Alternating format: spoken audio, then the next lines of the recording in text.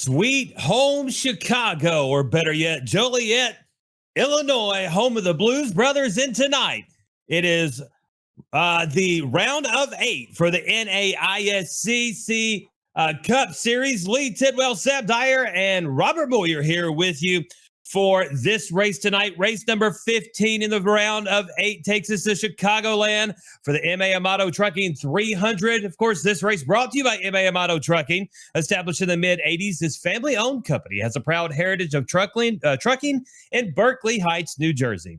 Amodeo has a culture of pride for country and dedication to its people. M.A Amodeo, see what happens. Sam, I am so interested to be here tonight, as not only it is the round of 8, we had 8 drivers knocked out of the playoffs last week, but it's the new update from iRacing. The first time I've seen it live in action at Chicago with a league like this, and moving into the round of 8. Aaron Kralick's in the lead in the points.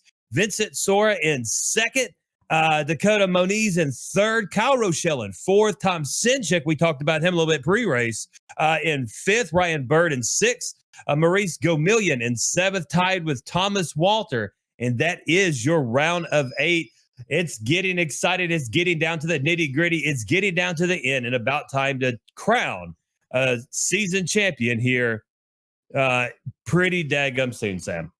Yeah, and now is your time. Round of 8. 4 of these drivers will not be making it to the championship race here in 2 weeks, and it's important to have a good start. And some drivers that are really looking for good starts have to be those drivers around 7th and 8th position of points. That's going to be Gomillion and Walters. Walters is showing a lot of speed early in practice, top of the board. It's Gomillion that's kind of making me nervous. Didn't have the strongest run last week, just sneaked his way into the top 8. And it's not looking good for him as he right now running down in 18th position during practice. But really here at Chicagoland, it's kind of similar to Kansas. It's about strategy at the end. Who's going to have the best fuel and tire strategy to put yourself up front?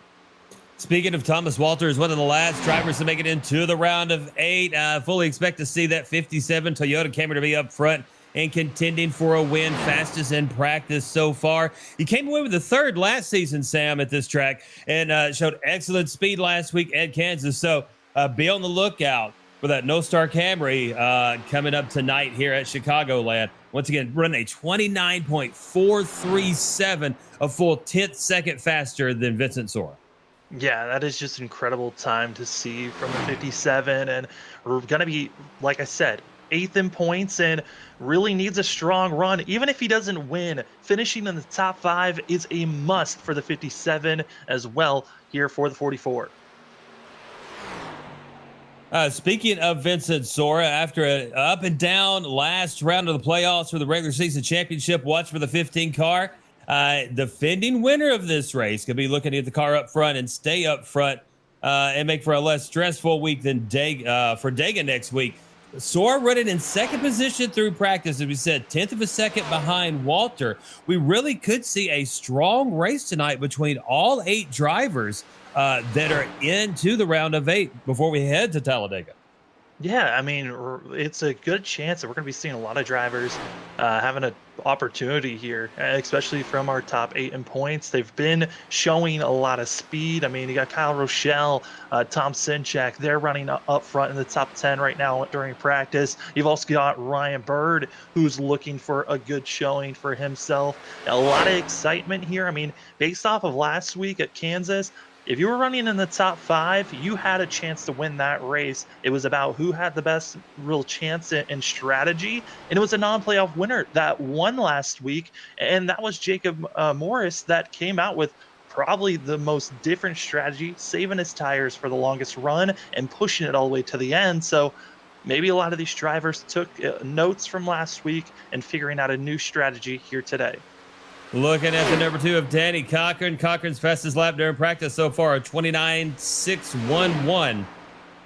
Comes across the line running a 30 now, so he's starting to test out those grooves as well. And speaking of the new update, Sam, I don't know if you've had a chance to drive it since they put that update in place, but these tracks do drive different. They do feel different. The grooves are different. You're going to see a lot of different strategies being worked out, especially night race track at 66 degrees. It's a little slick out there.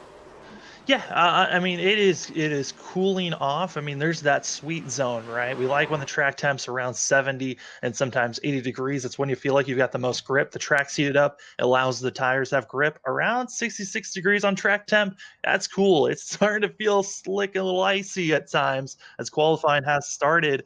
But it's going to be fun for these drivers. Like you said, that there's been an update, and those grooves, the progressive banking, really going to be utilized here today. Drivers going to have the opportunity of using the outside lane and seeing where the speed comes from the outside lane a lot earlier than what we would see earlier before this previous update.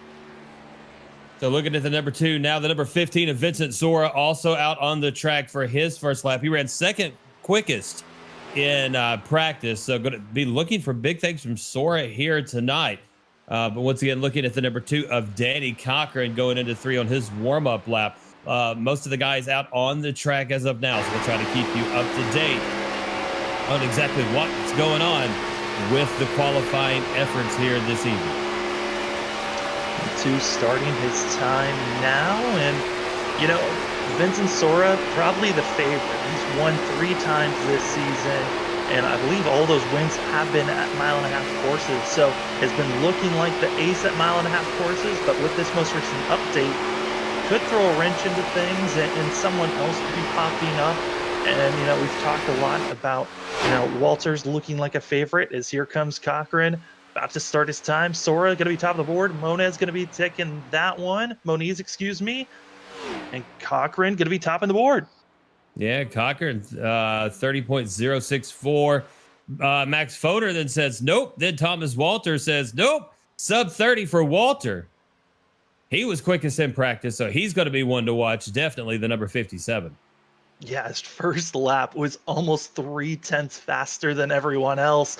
Thomas Walter, if he continues with this pace, someone to watch out for. But Vincent Sora says, no, I'll take that back on the second lap, but expecting to see this graph really shifting up here.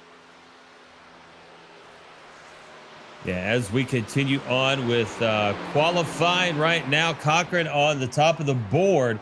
We got 4, 5, make it 6 now, sub 30-second runs. Cochran, Walter, Sora, Foner, and Moniz, and also Austin Halsey. And then Tom Sinchek jumping up to the top of the board, a 29.522. Yeah, I mean, it's not a surprise. Tom Sinchek has been an ace at getting the poles. He's gotten 6 so far, looking for his 7th this season. And the 8 machine, he has been quick at the start of races. It's coming to the end when he really needs to find out how clutch he really is. We're coming to 2 minutes left in qualifying.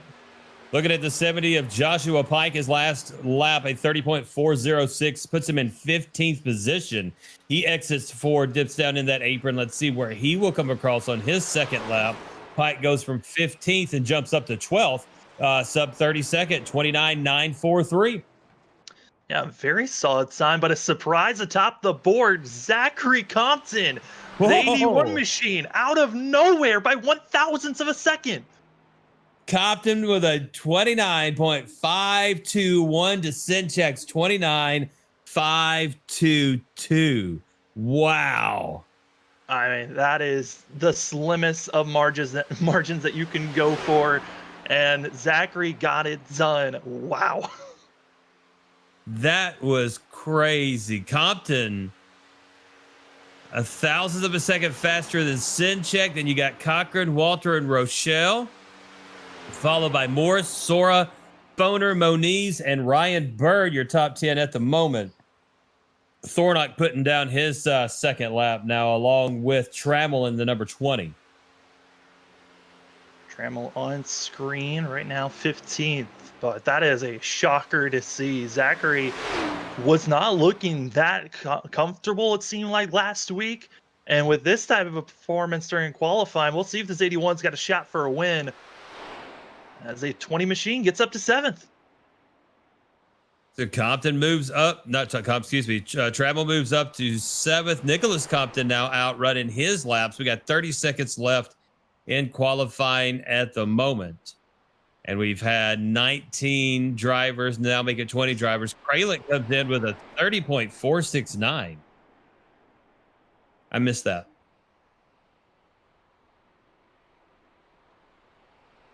Not that I have been noticed. We got producers asking us questions in the background. So sorry if it sounds like we're talking to ourselves at times, but yeah, we can be that crazy. Oh, always. That'll do it for qualifying this evening as the 5 minutes is up as we get set to get that starting lineup, your starting grid for the this playoff race tonight here for the M.A Amodeo 200 at Chicagoland, brought to you by the Simbox store. Taking the polls, Zachary Compton with a, what was it again? I just went blank. Compton with a 29.521. Crazy. Tom Sinchek will be in second position at number 8. The number 2 of Danny Cochran in third.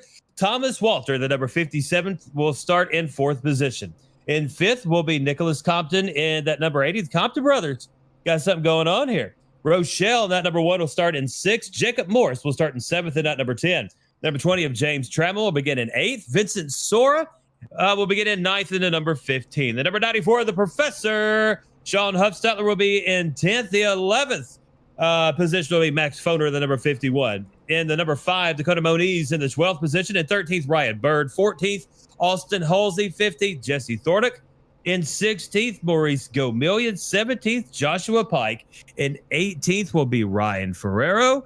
And 19th, James Loveland. 20th, Aaron Kralik, our points leader. 21st, Adam Westfield. And 22nd, Martin Morales. So that will be your starting grid here this evening, brought to you by the Simbox store. We'll talk a little bit more about them coming up in just a few short minutes. Then we get set for 200 laps around Chicago. What are you expecting, especially with the new update? Being now the first race of the round of 8 drivers out of the playoffs. Only 8 of these starters here this evening out of the 22 have, I don't want to say something to drive for, but repercussions that extend farther than tonight. Yeah, a lot of these drivers need to think big picture. How am I going to be making myself into the final 4? Does that mean a win, or do I go for points? There is a stage for these drivers at lap 80. That is when stage 1 will come to an end. Top 5 get points. So you got to finish in the top 5 if you want to have stage points, which could become extremely important because Thomas Walter only made it into the top 8 by about 2 points. So if we saw someone else get stage points last week, we could have seen the 57 out of our top 8. The potentials are high. You got to be up front and get those points, or make sure you get a win to make sure you're locked in. So Compton and Sinchek will be your front row. Cochran and Walter on the second. Compton, that'll be Nicholas, and Rochelle in the third. Morris and Trammell in the fourth, and Sora and the Professor himself, Sean Huffstetler, will be in row number 5 as we get set to go green flag from Chicagoland Speedway in Joliet. I want to say Indiana. It's Illinois. Joliet, Illinois. Hey, they got a Harris Casino. So, Sam, if we need something to do after the race. Oh, free drinks for you there as well. Here we go. Compton will bring them down. Green flag as we get set for the M.A Amodeo Trucking 200 from Chicagoland with the NAISCC Cup Series. And look at Sinchek on that high line. He has got a great run here off the start and has a nose lead over Zachary Compton coming out of 2. Behind them, Walter and Cochran will be, look at, man, the 57 of Walter is right up on the back of Sinchek, pushing him along. Sinchek just in front of Compton. Can he get down in front of him, though? Side draft looking there from Walter. Got a little bit of someone's loose into the wall, spinning. That should bring out the yellow flag. That's going to be the number 10, Jacob T. Morris. He is upside down on the front stretch. Our winner from last week. I mean, this all started coming into corner number 3. It looked like there was contact, shoving the 10 up, and away he goes. Yeah, so the 80, he looks like he had to check up a bit for the 80 of Nicholas Compton. And then when he checked up, he just got tight or something, started sliding up the racetrack and just could not save it. Hit the outside wall, tried to bring it back around, little overcorrection there, and then that nose right into the wall, up into the catch fence, flipping like Tito Santana off the top rope at Madison Square Garden, drops the atomic elbow of Randy Savage, and then the leg drop of Hogan right here will finish it off. And the number 10 of Jacob T. Morris ends up on his roof in the infield for our first caution of the evening. Fabulous impression by the 10. Too bad he's in the wrong sport to be trying to make those impressions. Will give credit, though, to most of these drivers, able to avoid the 10 there. But, man, that was a scary scenario for a lot of them, seeing the 10 go back into the outside wall. Yeah, and luckily no more carnage than just the 10. So we will be under caution, lap 3 of 200. Sinchek will be in the lead. Walter in second. Zachary Compton has fell back to third. Rochelle in fourth. Cochran in fifth.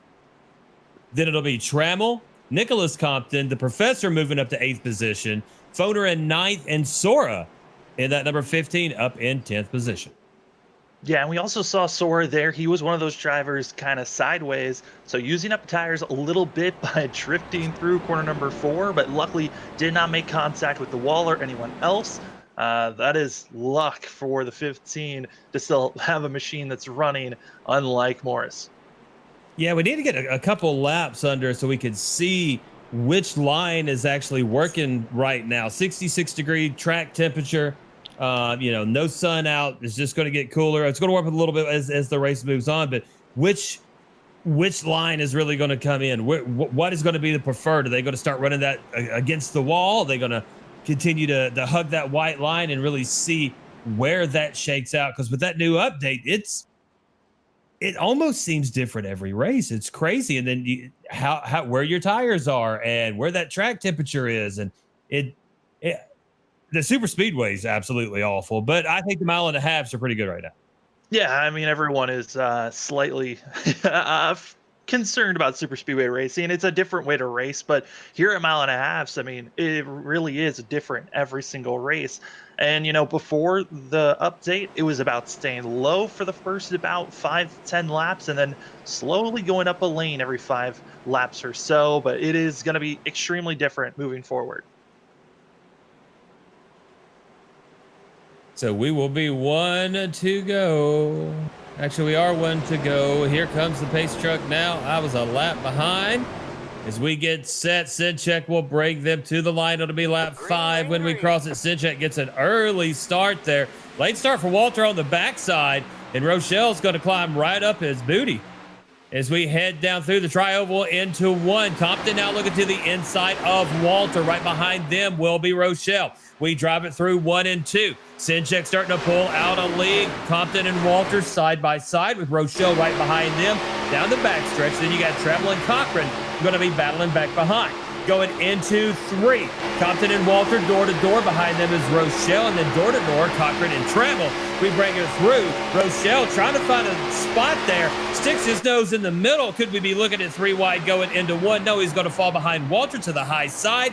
Into 1, and we keep it door to door for 2. Walter with a huge run coming out of 1 and 2. Look at the challenge. Sinchek out of 2. He's on the high side with the momentum. The number 8 of Sinchek on the bottom, trying to keep it going.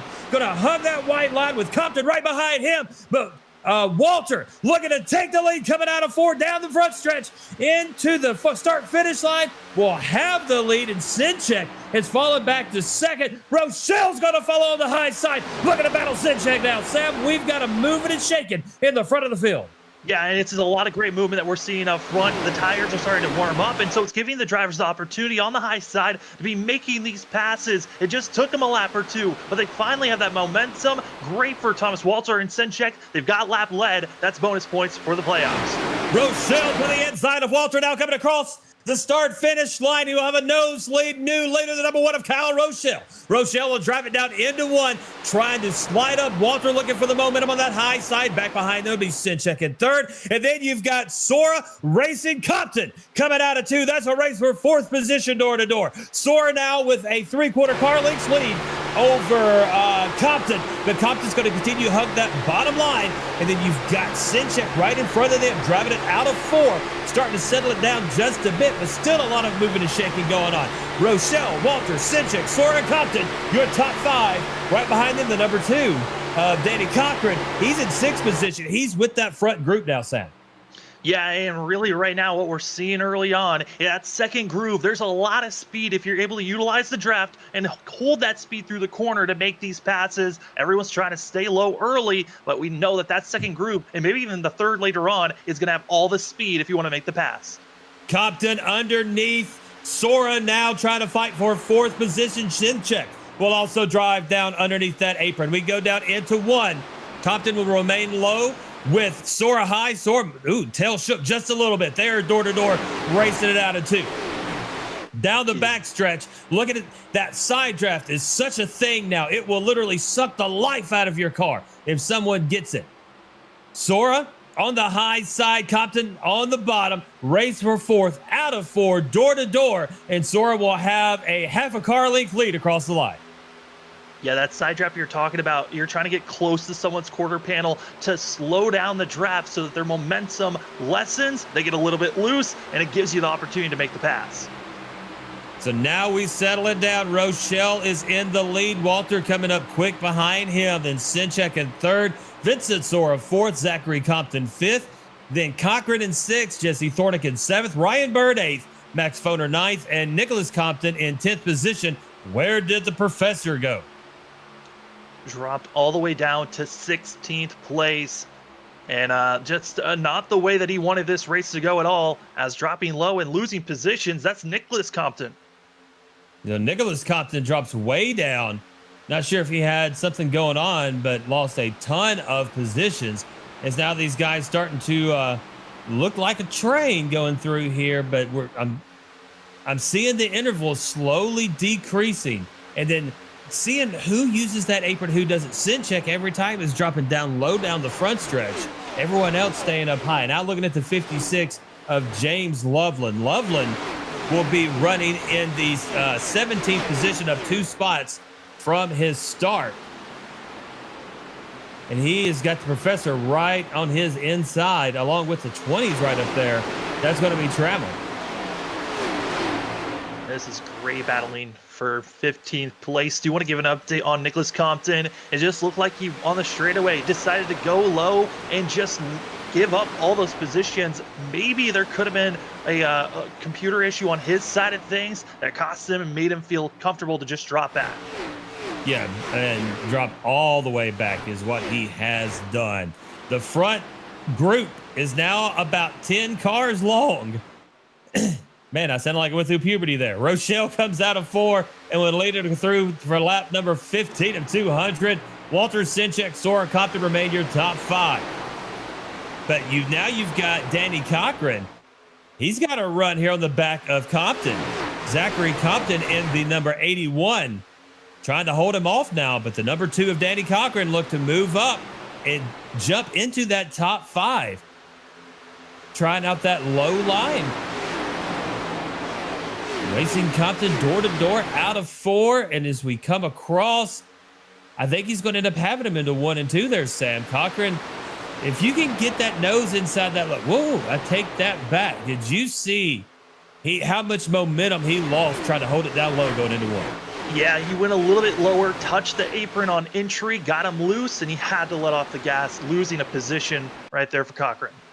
Yeah, falls back. Thornick's going to overtake 6th position. Cochran will now be in 7th with Ryan Bird behind him, then followed by Foner. And Ferrero has moved up to 10th position. Kralik up to 11th. He's up 9 spots. One of our big movers of the evening, along with Thornick, who's now up to 6th position. Thornick battling the number 2 of Danny Cochran still. Cochran's not letting go of that inside. Now looking at the 58 of Ryan Bird. Bird's in 8th. he's got that race in front of him, Thornick and Cochran.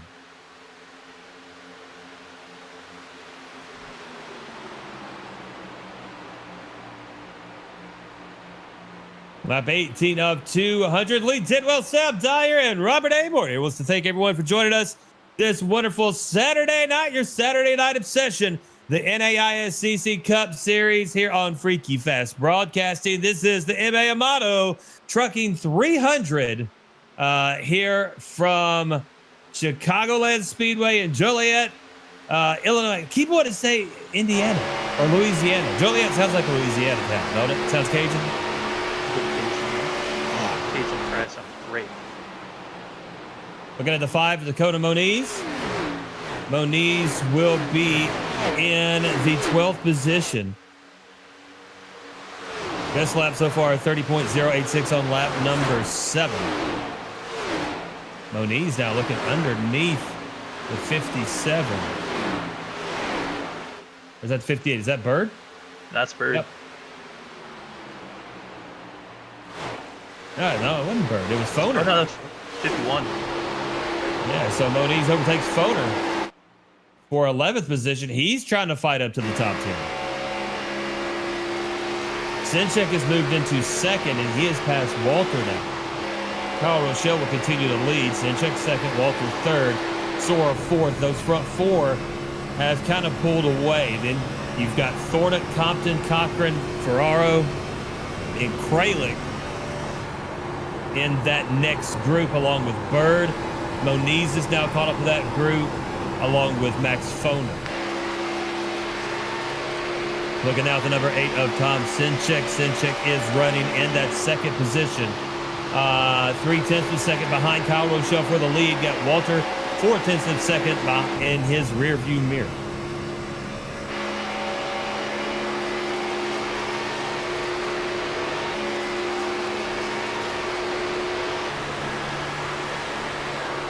Did we lose Sam? Oh no, I was just letting you talk. I will say this, we're seeing a lot of movement so far of the top 10, and that's because we're starting to see the drivers in the first 20 laps being extremely aggressive, staying full throttle and abusing their tires, while we were seeing Tom Sinchek there, he was making a charge. I think it's because that 8 machine, he had a great qualifying time, dropped back, let everyone else be aggressive, and now making that charge forward. Yeah, he has cut it down to 0.2 of a second behind Kyle Rochelle and really making up some ground here through 1 and 2. So this could be a battle for the lead going into 3 and 4. Rochelle in the lead. Rochelle blinked. Came back rather quickly, but that was poor Sinchek's like, where to go? Blinking is the worst because you don't know if the driver has blinked and decided to get out of the way, or if they're holding their line, or if they went high. You have no idea until they come back. So sometimes that costs you and makes you back off. Just to hesitate, it could cost you time greatly. And you saw how going into 3, Sinchek had that momentum and was starting to close that gap to Rochelle. Once he blinked, that momentary lift there or hesitation because he didn't know where Rochelle was, you can see how it cost him that momentum, and now it's going to take him 2 or 3 laps to get that back. Yeah, and also it costs, with the sim, if a car blinks, it costs you the draft for a second there. So it can honestly affect just how your car is working with the draft overall and lose that momentum that way, as you're still staying close within 0.2. Yep, and that distance starting to close now through 3 and 4. Still, everyone looks to be working the bottom line. Coming through now, lap 26 of 200. Kyle Rochelle will continue with the lead, with Sinchek trying to chase him down. Now looking back at the number 81 of Zachary Compton. He has fallen back to 9th position. Our pole sitter for the evening has fallen on back. Kralik is in front of him. Ryan Bird right behind him. Behind Bird is Moniz looking to break into the top 10. And then who is that? That's Huff Stutler and Foner racing back there as well. They're trying to keep it close, but you got to be a little bit hesitant here. There have been a couple of other updates that have come in, but with the most recent update, there has been some more netcode issues that drivers have had. So running as close as we've been seeing, it is kind of a major risk that you are putting yourself Whoa. into for a chance of netcode happening. Moniz almost right into the back end of Bird. And one of the things we haven't talked about that is, we've talked about it and heard about it, many times before, but I don't know if it was amplified or what, but dirty air is truly, truly a thing. Yeah, it really tightens your car up on the entries of these corners. And also with the draft going into the corners, you're just carrying more speed that you have to let off. And if you're not being more aware of letting off a little bit earlier, you could be doing exactly what Moniz did and running in. But immediately he apologized over the radio saying sorry, and both them all good and still running up and trying to battle for 10th place. So Moniz trying to break into the top 10. That spot right now occupied by Ryan Bird. And then we're going to take a look at our standings real quick. So Kralik on top of the point standings. He's running in 8th. So not too bad for him. Vincent Sora in 2nd in the points, running 4th at the moment. Moniz 3rd in the points, and he is running in 11th. Kyle Rochelle was 4th in points. He is running in 1st. Sinchek 5th in points, running in 2nd. Bird is 6th in points, running in 9th. Gomillion 7th in points, and he's running in 19th position. So not a good start for Gomillion. Thomas Walter tied for 7th position right there. Call it 8th position. Walter is now running. Where is Walter running at? Thomas Walter is running in 3rd position. Why could I not find his name? I don't know. We get lost in the name sometimes. you just miss someone. I just miss it sometimes. But a huge lead pulled out by Rochelle and Sinchek over Walter, 2 seconds. Yeah, I mean, that's just tire saving mode, right? For the drivers up front, they were saving their tires for those first 15 laps. Yes, they were making aggressive moves 1 lap, but the next 3 laps they were saving. While for Thomas Walter as well as Zachary Compton, they were so aggressive that now you're seeing the backlash of that early aggression on beating up these tires. Looking at the 88 of Adam Westfield. Westfield running in the 17th position, up 4 spots from his start in that Chevrolet, with Austin Halsey in front of him by 0.7 of a second. Take that back, half a second. Martin Morales behind him by a half second. So a little half-second cushion for the 88 of Westfield. I mean, yeah, he's 9.2 seconds back from our leader. But, I mean, right now, everyone's kind of just getting a feel of what this first stint's going to be like. A lot of these drivers are going to be pushing it out to around lap 55 to lap 60 if this thing stays green. So still a halfway to when most of these drivers think about pitting. If drivers are going to be short pitting, though, looking around lap 50 if they're going to be coming into the pits. So a lot of opportunities to really think about their strategies. How aggressive can I be in this first stint? Do you want to start aggressive, or do you want to be extremely conservative and understand what your tire wear is going to be like after this first pit stop? The 5 of Moniz looking to the inside of Compton through the tri-oval. That is a battle for 10th position. Right behind them is going to be Huffstutler and Loveland. Huffstutler right in front of Loveland. Now Moniz with a run off of 2 is going to have the nose to the inside of Compton, but he's doing it all alone down there by his little lonesome. And Compton's going to have the momentum on the high side. Huffstutler looking to use that momentum from that high line. And man, he had some speed coming out of there. Look at the run. He's going to pull up door to door with the number 5 of Moniz. Yeah, the outside, able to make these moves. Moniz, the issue is when he's stuck side by side of being pinched off these exits, he can't get on the throttle as quick as he wants. Just because if he does, it would shove his car up into that outside wall car. So you have to be careful when you're trying to get back on the throttle side by side. Through 3 and 4, Moniz looking to the high side of Compton, who is on the white line as of now through the tri-oval. And then behind them, Huffstutler racing along with Loveland, taking it out into 1 and 2, door to door, Moniz and Compton. Huffstutler will use that as well. Loveland right behind them, and then you've got the 20 of Trammell, and then Foner is now caught up with that little group as well. So these are the guys that are mixing it up right now. Yeah, I And mean, really trying out these different lines, Sam. yeah, I mean, they're trying the different lines. It's really that first and second groove that they're trying. But this is probably the group that I'm most nervous about because they have shown some moments of if we're going to see a caution, it's going to be from this group. Just because at some point the car on the inside is going to tighten up. They could drift up into that outside car. You just don't want to be in that situation late in a run where you just don't have that grip. So Moniz will climb up to 10th.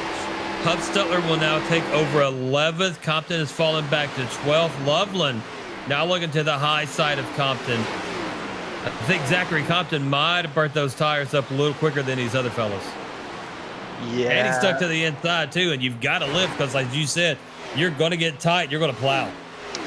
Yeah, and I think also might have been the fact that Zachary Compton, there could have been a mistake on the fact that he left his qualifying setup in, and now it is feeding back on him. That is something that drivers have accidentally done before, and then it takes all race for you to change your setup in pit road to try to get to a setup that can last for the long run. And so, or other cars, they're just set up for the short run, and then you see this drivers just losing time greatly. Almost up into the 20th Trammell. Now has to fix 51 of Foner going down to the inside. So yeah. Was that over the radio or something? Did he leave on his qualifying setup? Or was No, that that's just a hypothesis? a hypothesis of mine of Okay. something. Just because you never know. I mean, I've seen drivers do it before in other leagues where they've accidentally left their qualifying setup in. So it's a potential chance. But I think just because Zachary Compton, the setup that he has, it's great for the first about 10 to 15 laps, and then it just falls off a cliff, and we're seeing him back to 15th now after having the pole.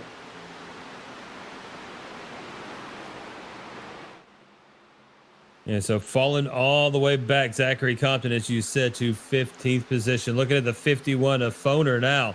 Max Foner in 14th position. He's down 3 spots. Compton's down 14 from his start. Big jumper right now is the number 16 of Aaron Kralix. He is up now, Sam, to 5th position, up 15 spots from his qualifying.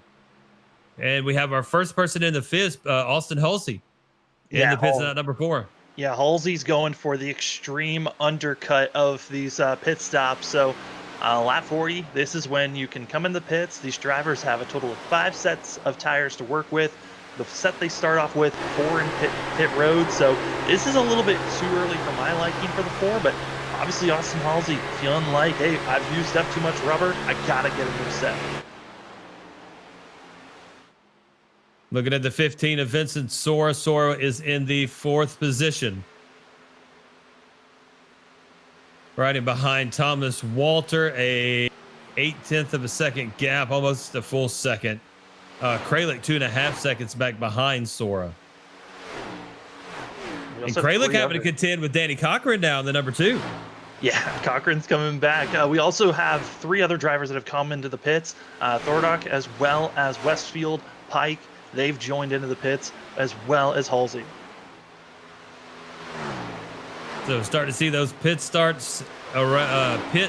starts. That's your brain doesn't want to say that. Pit stop starts around lap 40 here at Chicagoland. Once again, I'd like to thank everyone for joining us here this evening on the interwebs.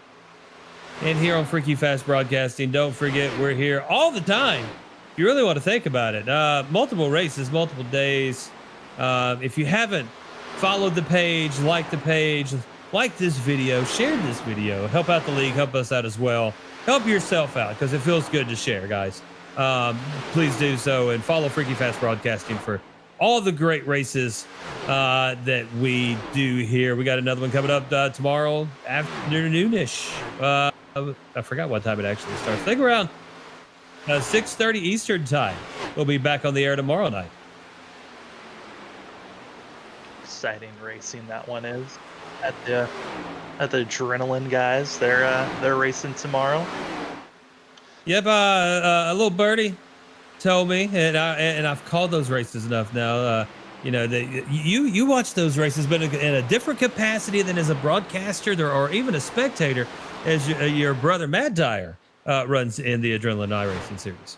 Yeah, I've got a weird way of watching it. I've got the stream on my phone, watching it, getting your guys' reactions while also watching it over my brother's shoulder. So it's fun getting to get those interactions and seeing how he reacts and seeing whenever a yellow pops up and then getting to see the delayed action on my phone. It's great to see two more drivers into the pits. Kyle Rochelle, who was up front leading this race, he's into the pits, as well as Thomas Walter following suit. So Walter and Rochelle will come in. Sora will stay out and inherit the lead. Kralik will move up to second.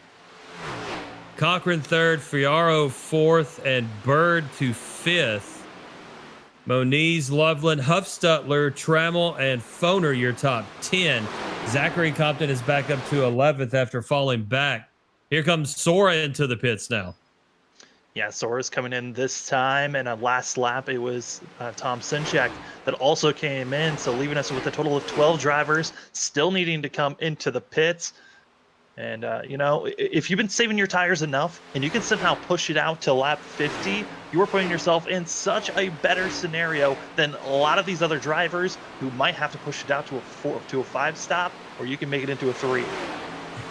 And you can really see the difference in tires when you see some of these cars that just get pitted in the last, 8 laps compared to the cars that haven't. We got people zooming by at ludicrous speed, just choom right on by. And if you're not watching, you can look in your rear view mirror and there's nothing there. You look down, you look back up, and someone's right there on your quarter panel as we see Sora.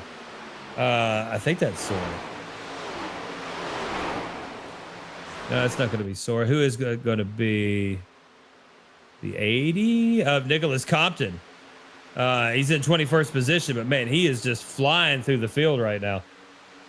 Yeah, Nicholas needs to make up a lot of time right now if he's going to have a chance. Tremmel's going to be coming into the pits as well as the 16. So giving us more drivers into the pits. And like you said, this is probably one of the most dangerous aspects of a long green flag run is when this transition of pit stops is going on, because now you've got the potential of running through someone who is not expecting you to close up as quick as you are.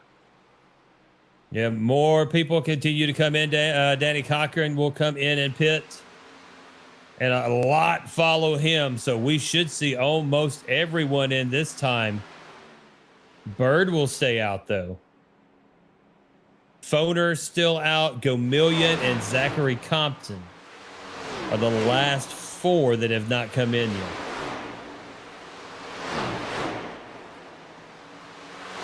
yet. Compton, I would have expected to pit a lot sooner, unless he's playing a different type. Maybe he was falling on back to save tires, and now he's going to try to use that. Gomillion now coming in, little sideways, little squirrely. Whoa! Really got sideways.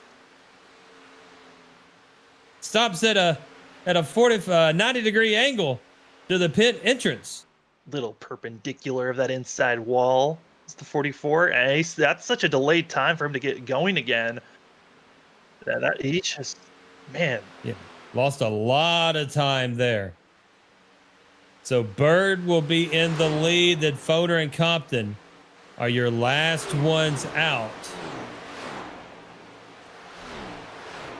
And they will all keep it going for now. Sinchek will be in 4th. It'll be your first guy that pitted right behind the people that have not pitted, if that makes any sense whatsoever. But a big lead between the two. Zachary Compton has well over 3 seconds right now on Sinchek. But Sinchek is just chopping that time away. 1.8 seconds quicker last lap. Yeah, Sinchek as well as Rochelle, they are right on top of one another, utilizing the draft and trying to catch up to our front 3. And they're doing a great job right now. And what's crazy to me is the fact that Sinchek pitted a lap later, still has a lot of speed, and even with 1 lap advantage over someone else, that is a huge advantage once you get later on into this run when you're around lap 20 on these tires. Zachary Compton came over the radio, said he is pitting this time. I'm looking around where Thomas Walter is, as we're looking 2 to 3 wide going down the backstretch with Walter. Oh my goodness. Oh, there's 3 wide going into 3. Goodness. The 25 Morales just got split like a coconut. They almost went 4 wide there for a second, and behind them, I mean, that's going to be the 14. He might have to think about going 3 wide here with fresher tires. Yeah, Thornick now going to come up underneath and now just trail Morales, Compton, and Walter. So the 5th and then 18th and 19th and then 6th. So lots of positions intermingled throughout the track now. Lots of different tire wear as well, as we are riding on board with the 14 of Jesse Thornick. Thornick running in that 6th position. Thornick has Joshua Pike to the inside of him. Pike, woo, almost slid up just a bit. Had to back off.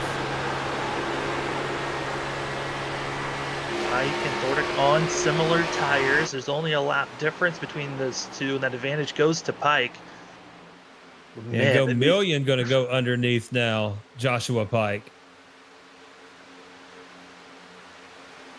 Million after. Yeah, that's the thing. When you go in and you do a pit stop, green flag pit stop like we had to do you come out and you run it as best you get the time and you get the speed now, or do you hold it back and let everyone else burn theirs off? I mean, it's such a gamble, especially this early in the race, on do I burn them off in 20 laps and have to drive the last 20 trying to conserve, or do I conserve the first 20 and then go full out the next one?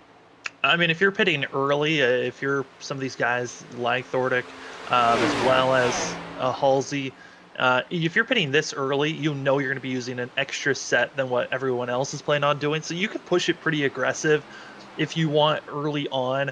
Probably for about 5 laps, you'd be very aggressive on your tires, and then you might want to think about saving. But if you're everyone else that's trying to push it out as far as you can, like Forner right now has almost been out there for 60 laps on these tires.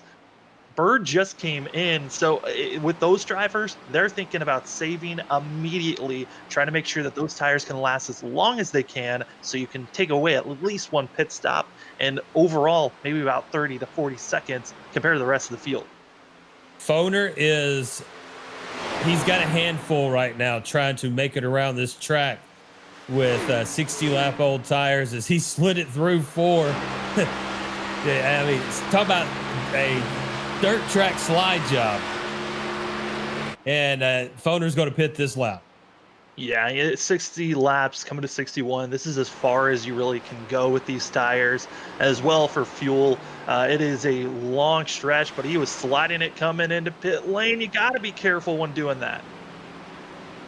Yeah, cannot get caught speeding on a green flag pit stop, because that will just eat you up, having to get back out and come back in, and then you never know what'll happen. You get trapped with a yellow when you try to bring it in. It's all kinds of crazy stuff. So that will shake everything out, and our leader will be the 8 of Sinchek.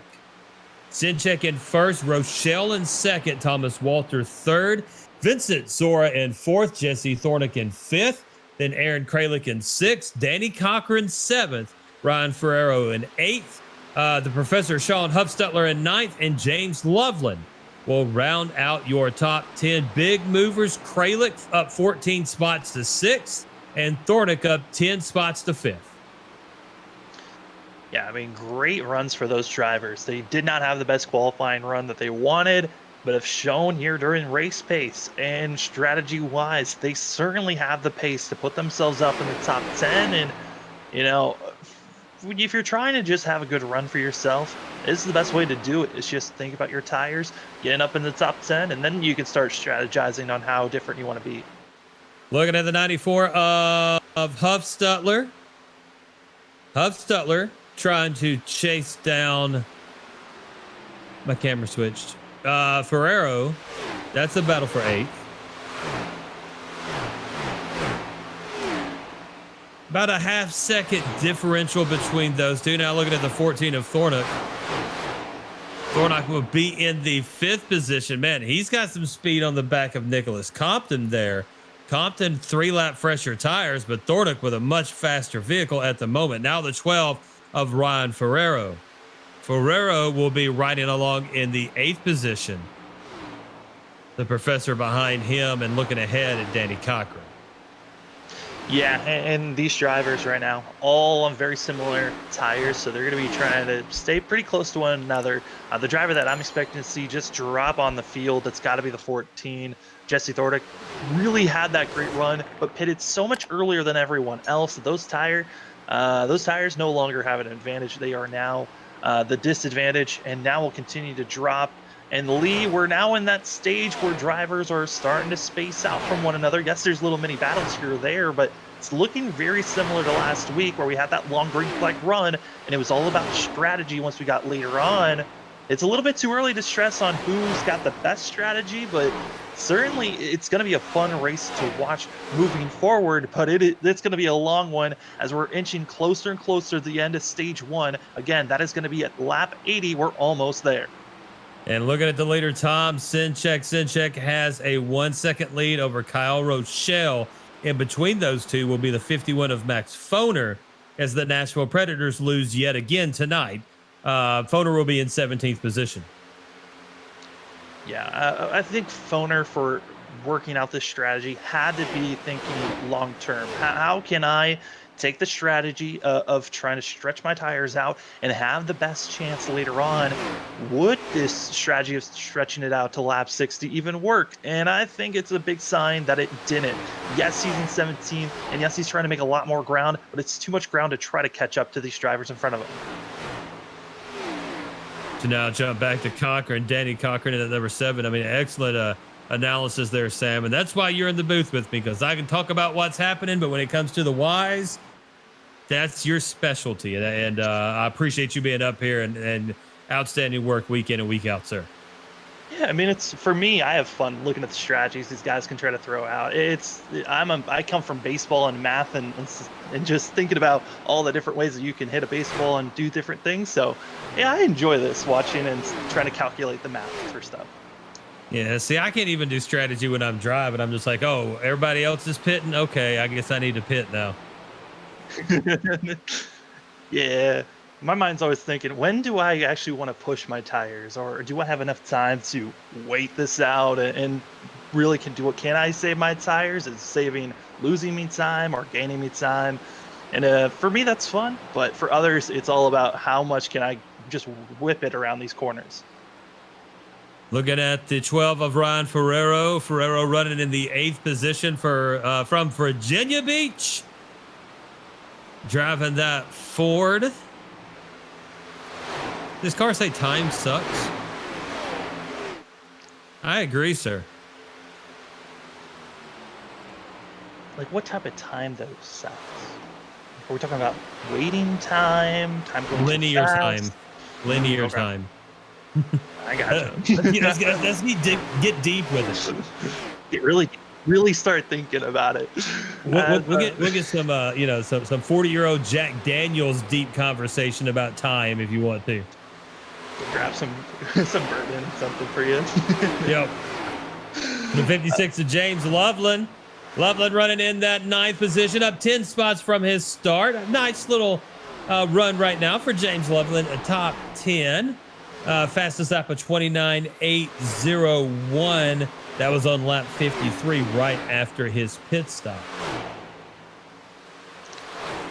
Well, we're coming to 10 to go. Actually, we are 10 to go to the end of stage 1 here, Lee, and it's only our top 5 that get bonus points. And guess what? All top 5 drivers are part of our final 8. So they know bonus points are important, and they're setting themselves up for this end. And honestly, the top 5, these are all drivers that have really good chances to put themselves in our final 4 and battle for the championship. Thomas Walter in the biggest hole, but certainly with these bonus points, going to be helping the 57 out. And everybody's got to be shaking their head right now because Kralik, with the points lead that he has, 33 points, getting in that top 5 and getting the bonus points really hurts the ones that aren't up in there, like Ryan Bird, Go Million. They're not in that top 5. Yeah, you also got Moniz, who's back there, not in it, he's not getting points. I mean, there's a lot of drivers you're expecting to get good runs and they're just not. Moniz is probably the one that a lot of people, he had so much, a great streak. He won at Bristol and then finished third for a round of 16, but he was someone we were expecting to run in the top 5 with a chance to have a really good finish here. Very similar to Kansas, struggling at the moment in this field, running right in the middle. Looking at the 58 now of Ryan Bird. Bird is running in 11th position. He sticks in the points coming into tonight in the round of 8. Not getting the bonus points and watching those other guys get them, that is going to hurt. Bird needed those. Yeah, especially since it was really necessary for Bird to have a good run. But the biggest thing for Bird that's helping him is that he is ahead of Moniz. Moniz is third in points so far coming into this race. And with that he's not getting bonus points and going to be running behind the 58 by 2 positions, that's some extra points to gain there on the 5 machine. It could place himself somewhere closer to the top 4, excuse me. Looking at the 20 of James Trammell. Trammell in 12th position. He's down 4 spots from his start with Nicholas Compton right in front of him. The 80 of Compton, not sure exactly what's going on with him. And he did pit on lap 44, so he's got a little bit older tires than everyone else, but he is just getting past left and right now. Not having a good run, sitting back in the 20th position. The number 12 of Ryan Ferraro running in that 8th spot behind Thornick and ahead of Loveland. He's looking for this stage and would like to be a few spots higher. And then Aaron Kralik in that 16. Huge for him to be riding in that 5th position right now, approaching stage end. Yeah, especially with him qualifying in 20th position. I mean, all the way back in the back half of this field, able to move up into 5th place coming to the end of this stage. This 16 machine might be someone to worry about. I mean, looking at the best times that have been put down, 16 runs around the top 5 of fastest cars. Just qualifying was not the run for the 16 early, but certainly race trim is there. The 5 of Dakota Moniz, he is in 13th spot. This is going to hurt him more than anyone else, but still plenty of race to go for the final points to be shaken out, and plenty of things that can happen. I mean, we saw complete catastrophe where playoff drivers got knocked out of last week. So that round of 16 being cut in half and having a crazy 2 races in that round of 16. We still got it'll be 120 laps once the stage ends, and then we got Dega next week before we narrow it down to 4, correct? Yeah, we're going to be narrowing it down to 4, and then we'll have our championship race that's going to be really a dazzling race for sure, as we are on the white flag of stage 1. We are waiting, and yellow flag going to be thrown. Stage 1 comes to an end. So stage 1 to an end. Sinchek, Rochelle, Walter, Soar, Kralik, your top 5 with the bonus points. Then Cochran, Thornick, Ferraro, Loveland, and Huffstutler will round out your top 10. And that is the end of the stage. I think they might have threw it a lap early. I mean, there was a little bit of talk, but I mean, the stage points going to the top 5, and they were pretty much set in stone where they were at. Not really too much worrying about. I think the only battle that could have changed would have been Vincent Sora and Thomas Walter, just because Walter had hit that mark on his tires where he started to fade back. And that's going to be something to watch out for these drivers, understanding with the sets of tires that they're going to have. We know we used 1. Most likely a lot of the drivers are going to use another set here, which leaves you with 2 sets to work with once we go into this final stage of this race. Riding inside with the number 8 of Tom Sinchek, who is wearing his best Cobra Kai Halloween costume. As with the stage end, it will be a pit party at Chicagoland with the NAISCC Cup Series, the M.A Amodeo Trucking 300 here from Chicagoland, Joliet, Illinois. Lee Tidwell, Sam Dyer, and Robert A. Moyer Jr. here with you. Everybody come down pit road. And now let's see what the strategy would be. I mean, you're going to get 4 tires in a full tank, but we've seen people lose multiple positions for overshooting the pit box, for stalling in pit roads, getting a black flag for speeding down pit roads. So let's see how this will shake out. It does look like Sinchek will be the first one out. Rochelle will be out second. Then Sora, Walter, and Cochran. Kralik, Thornick, Ferraro, Loveland, and Huffstutler will round out your top 10 out of the pits after stage number 1. Yeah, Cochran able to make a position up through pit stops. A great charge for himself. Also, Sora and Walter, they swapped a little bit. So there were some swaps that happened under pit road, but nothing too major. I think for a lot of these drivers that were running about 8th and back, this is your time to make some adjustments for yourself. If you feel like, hey, I just did not have a long run setup, make some tire adjustments, switch things up a little bit on how you're going to be making adjustments on pit road to try to make your car better on the long run, so you've got a shot to be running up front. So I'd like to remind you the fine sponsors that bring you Freaky Fast Broadcasting and the NAISCC Cup Series, and they are the ButtKicker and the Gamer 2. Every game deserves a truly immersive experience, and the ButtKicker Gamer 2 lets you feel every detail, from subtle footsteps to the rumble of a V10 powered race car, from ambient environmental effects to the power of a nearby explosion. By moving to physical mass instead of only air like traditional speakers, the Gamer 2 provides an instant, accurate, powerful bass response, and it's all perfectly in sync with every game with no additional software required. Check out the Gamer 2 at thebutkicker.com. Use promo code FreakyFast20 for 20% off your order there at checkout on any item at thebutkicker.com. But I suggest check out that Gamer 2. Tonight's race also brought to you by M.A Amodeo Trucking. Established in the mid-'80s, this family-owned company has a proud heritage of trucking in Berkeley Heights, New Jersey. Amodeo has a culture of pride for country and dedication to its people. M.A Amodeo, see what happens. And also brought to you by the SimBox Store. If you want to take your sim rig to the next level, get yourself a button box at the SimBox Store today. These quality handcrafted button boxes feature 32 functions and will deliver immersion like never before. You can reach them on Facebook at SimBox Store or view their box options on their eBay store. And don't forget to like their page and let them know that Freaky Fast sent you. As a SimBox Store, you really push our buttons. Lap 84 of 200. We're still under caution. One big out of green. Well, we will get set for the last part of our race. Well, not last part. We got about 116 laps or so to go, but stage 1 is over, and now it's do we have an extremely long green flag run? Do we see an early caution because of fresh tires?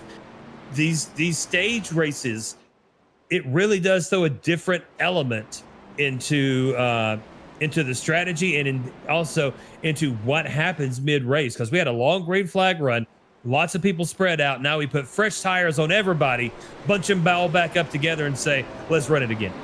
Yeah, I mean, we already had a caution on our first restart, so expecting these drivers to have a little bit of antsiness. They know that they're close. Tires are this equal, and you got a chance to make a lot of passes early. Track temp 66 degrees. Sinchek will lead him to the line with Rochelle right beside him on that high side. Sora and Walter behind him. Kralik and Cochran in row number 3. Racing it to the line. Sinchek in the lead. Rochelle will be in third. Sora's right on the back bumper of Rochelle. You got Cochran and Walter will be racing for 4th position right behind them. Cochran will overtake Walter. Now Kralik looking to the inside of Walter as he's hung on the high side. Bringing it out of 2, door to door. Kralik and Walter for 5th position as they drive right to the back of Danny Cochran in that number 2 machine. We're going to fan it out. Some go to the high side, some go to the low side. Kralik's going to have the run, overtake Cochran, move into the 4th position as Sinchek is trying to pull away. But the number 1 of Rochelle says, not so fast, buddy. I'm going to stay kind of close behind you. Racing it back behind them. The 2 of Cochran, Thornick, and Walter looking to maybe make it 3 wide as Walter was looking to maybe put his nose in there. Going to drive in behind Cochran on the high side down the backstretch, which is going to send Thornick. No, that's not Thornick. Who is that right behind them? Cochran, Walter, and then Thornick. Right in front of it was Thornick. Yeah, Thornick slid back a few positions there. Yeah, I mean, that's him being stuck on the inside early in this run. That second groove is where you want to be until you can get in front of someone. Then you drop back down to the low side and try to follow everyone else, utilize the draft. But really, I'm concerned right now for Cochran. It just seems like he's pushing a little bit too hard early on. He's moving up to that third lane, and I think he might feel like he's found something, but that is brutalizing these tires with how much speed he's carrying into each corner. Yeah, Cochran's dropped back to 7th as we watch Kralik overtake him. Walter then overtook him. Now riding and racing along with Thornick. Thornick's running that low line, so we'll watch along here, right along on top of Danny Cochran as he is working that high line. Ferraro is sniffing around there as well, but look at that. Thornick has overtaken Cochran, and now Ferraro's going to look down to the inside. I don't think that high line's working the way Cochran either thinks it is, or he is just stuck up top and hasn't found a way to ease his way down yet. Oh boy, Thornick got a little out of shape and almost took out Cochran, but they were able to hold on and stay straight. But yeah, I think the main thing is that the high line does have speed. Cochran's just carrying a little, he needs to let off a little bit more if he wants to make that second groove work and really pinch the inside lane. Starting to push it up front. The number 1 of Rochelle looking to the high side of Sinchek. And now Sora is, Walter's going to drop it down to the bottom right behind Sinchek.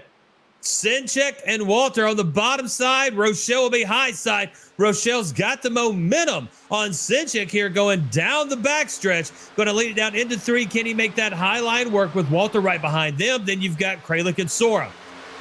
Sinchek is going to have the momentum. But then you can see that top line is starting to, once 3 to 5 laps on these tires, and that high line will hang door to door with that low line. Sinchek and Rochelle continue to race it. Now look at Walter going to nose inside of Rochelle for second. Yeah, Walter is just being so aggressive with these fresh tires, feeling like he's got a chance to be a hero right now. But I don't think he's thinking long-term and big game about this. He's got to worry about these tires later on in the next about 10 laps. That's really when we might be seeing this 57 lose positions quickly.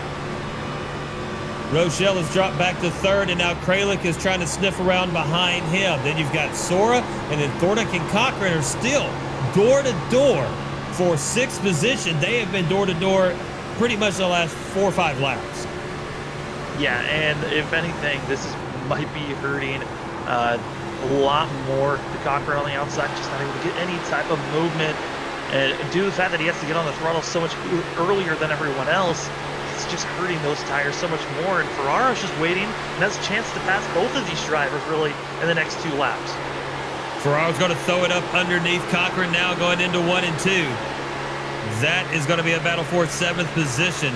Cochran does have that high line, still got the most momentum coming out of the turns, but it doesn't carry that speed into the next turn. So, I mean, had much more momentum coming out of 2, but you can see Ferraro able to carry more speed through 3 and 4. They're still staying side by side, and really Cochran's just been so aggressive and he's trying to make that second groove work, but he drifts up so high on the exits. It's not really pinching down on that car below him and giving them space to get back in the throttle and really battle back and stay side by side. But finally, Cochran winning out that battle as they all single file out. It was given Loveland and Bird an opportunity. Now Zachary Compton is going to overtake Bird, jump into the 10th position, and start looking at James Loveland. And the front 3 are nose to tail. Sinchek, Walter, and Rochelle. Kralik says, I'm going to join the picture as well. And Soren says, fellas, give me just a lap and I'll be up there. We come exiting out of 2. Walter with a big head of steam. Sinchek was a little bit low there going down the backstretch. Might have lost a little bit of momentum. But then now Rochelle looking to the inside of Walter, exiting 4. Use that side draft a little bit, and you can see Walter bogged down out of 4. That side draft, as I say, it will suck the life out of your car. Yeah, I talked about how Walter's tires, he was being so aggressive early on. It's already backfiring for the 57 machine as he's lost 1 position, soon to lose another one. A driver that did the complete opposite and went into save mode immediately, that's Vincent Sora in 5th place. Watch out for the 15 here in the next about 5 to 10 laps. He might make a charge to try to pass all these drivers in front of him. Out of turn number 4, across the start finish line, to be lap 97 of 200 with the NAISCC Cup Series. The M.A Amodeo Trucking 300 from Chicagoland, riding along with the 57 of Thomas Walter. He is in third position, following Kyle Rochelle in second, Tom Sinchek in first. Aaron Kralick is right behind him. And then, as you said, the number 15 of Vincent Sora, kind of been in tire saving mode, is just cruising around. Now looking at the 56 of James Loveland. Loveland will be in ninth position, following Ferraro. You see him, nice nose cam action right there. And then the 2 of Danny Cochran riding along in seventh position. Yeah, and everyone's trying to just stay single filed out at the moment. It's kind of, you've made all real daring passes that you could try to make early in these tires. Now it's save them. See if someone in front of you has made a mistake, overused their tires, and slowly, methodically make your passes now. And I will be right back, Lee, and I'll be right back in a second. Gotcha. Hello to Ryan Douglas out there on Facebook. Glad to see you. If you're watching us on Facebook or YouTube or wherever you happen to be watching us, just go ahead and give us a like, a follow, a subscribe. Go ahead and comment. Tell us how you're doing. Tell us what you would like for us to talk about here on the race. We'll talk about anything. We'll talk about food. We'll talk about amusement parks. Let's talk about some food, Lee. Oh, are you on air with me, Robert? I am on air with you right now, filling in for Sam as he's going to take care of a puppy. Oh, Sam, you got a puppy? He's got a puppy, a boxer. Oh, so cute. Yeah. So food, yeah. So what did I have for dinner tonight? So, okay, so we don't have a lot of restaurants in my little small town. So every once in a while, they'll you're gonna know I'm from the South. Down at the Tractor Supply, there some food trucks come down and they'll be, hello doggy. They'll park there at the Tractor Supply. You know, you can go down there. Well, tonight the food truck was a Chick-fil-A food truck. So that was what dinner was like. Chick-fil-A. Yeah, love me some Jesus chicken. I love Chick-fil-A. Good chicken. Very good chicken. Really better, good. Better than KFC. Oh yeah, much better than Zaxby's is better than KFC. What you talking about? I don't know what that is. Wait, you don't know what Zaxby's is? Nope, not up here, not up north. Yeah, Zaxby's is another chicken joint. Pretty good. Okay. The lap 102 of 200, Sinchek continues with the lead, but Rochelle 0.2 of a second right behind him. Then you've got Walter 0.7 of a second behind the leader. Kralick will be almost a second. So the front two kind of pulling off, Robert. Yeah, I see they're pulling away here, and we've been talking a lot about it here tonight, Lee, and I think these drivers are starting to actually feel it out here. And I was stressing behind the scenes to you guys, tires. This place is like a Dover. You need to take care of your tires here. You can burn them off in the first 10 laps, and you put new tires on, you feel like a hero out there, Lee. Honestly, you're so fast, and you're like, man, the car handles so great. And then about 10-15 laps into it, it goes plateau, and it's hard. And you can see the 57 of Walter there. He's struggling. That car is only going to get worse and not going to get any better on this long run. Yeah, and Kralick has run up right to the back side of him now. So Kralick looking to the inside. Walter's going to throw a little bit of a block there. That was a mild-mannered little block. That's a Peter Parker type block.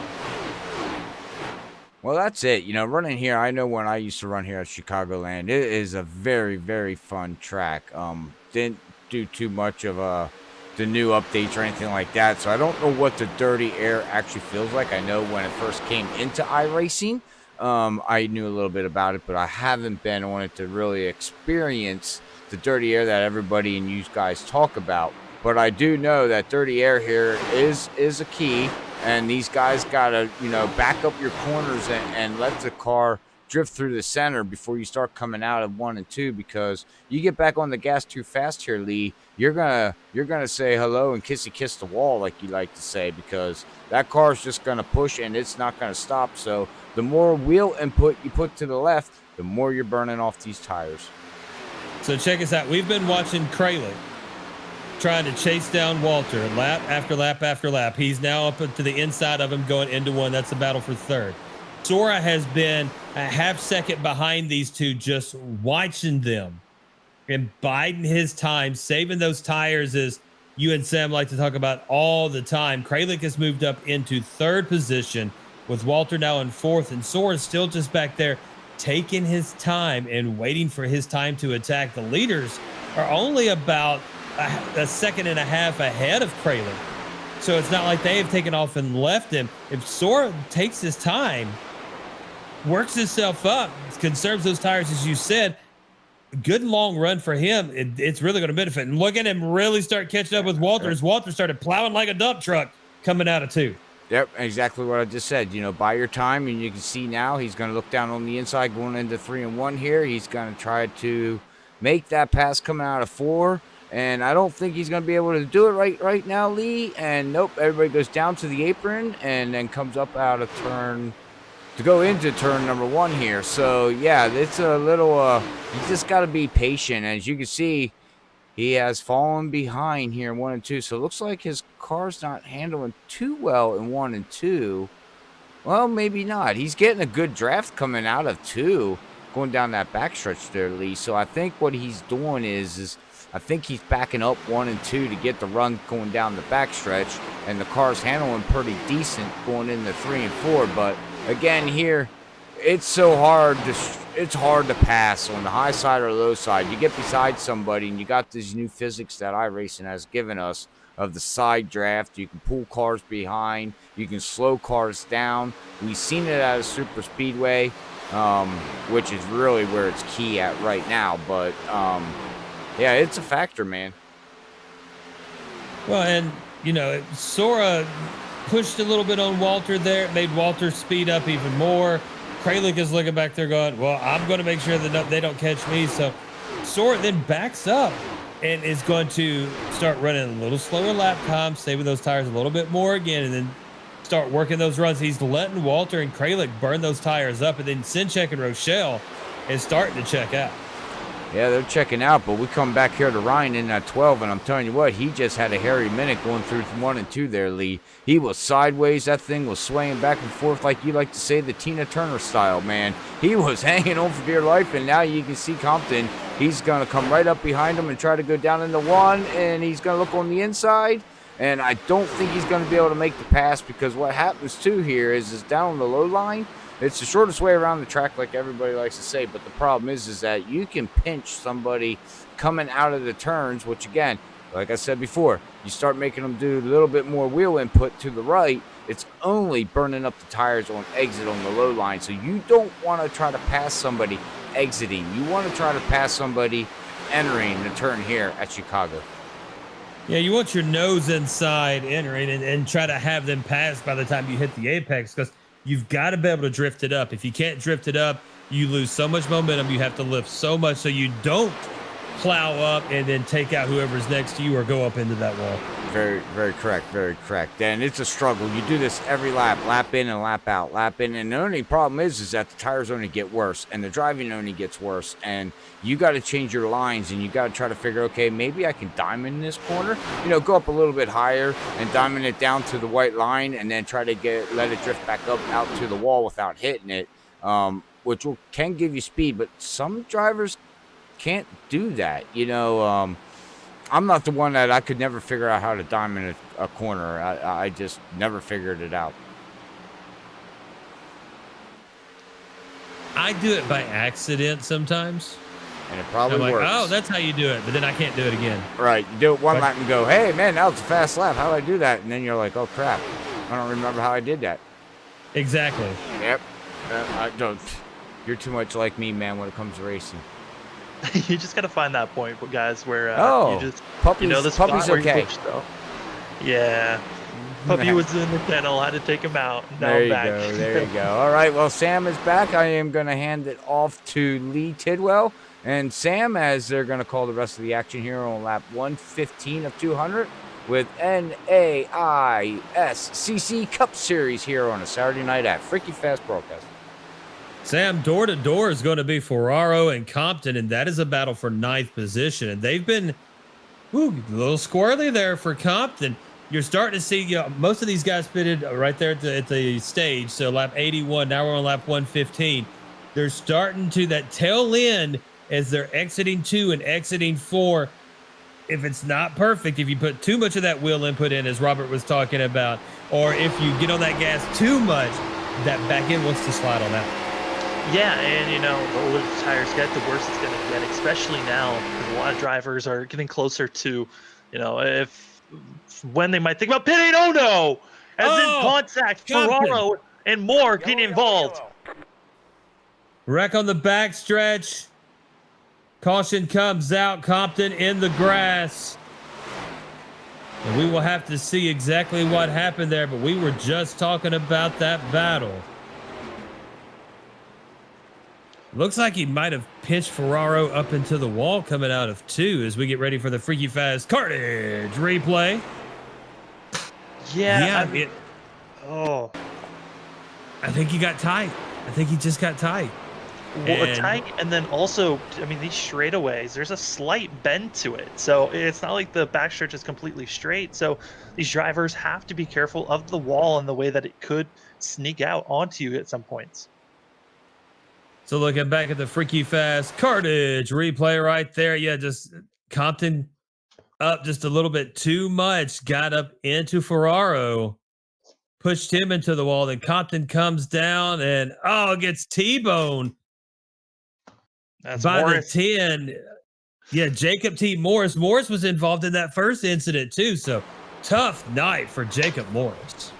Yeah, it is an extremely tough night that you after a win last week, you were hoping for the luck to continue, and it just did not. Hey, Sam, guess what? What is... Pit party! Everybody come down lap 117 except for Foner will stay out. Foner pitted on lap 81 right there at the stage. Remember, he ran it out a little bit longer than most others the last time too. I'm curious to see if he comes down before we go back green. Foner has run the fastest lap of the race, a 29.705, and that was done on lap 63. Yeah, Foner right now, he was one of those drivers that tried the strategy to stay out as long as possible. And with everyone coming to the pits and using a set now, they've only got one set left, and they still need to pit one more time. Foner comes in.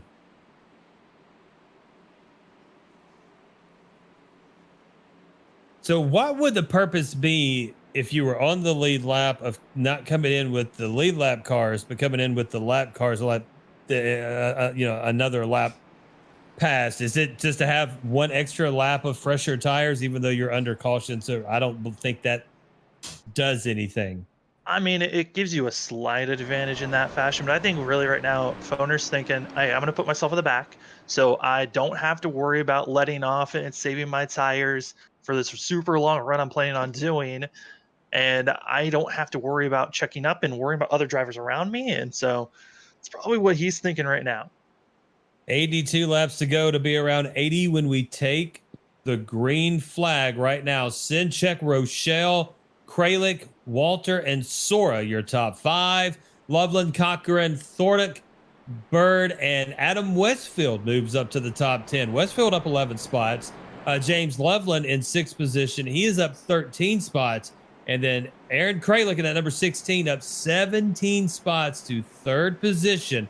Biggest mover of the night. And I'm not sure if he wanted to start that far back or if it was just a unfortunate qualifying effort, but man, what a run by Aaron Kralik, our points leader coming into this race.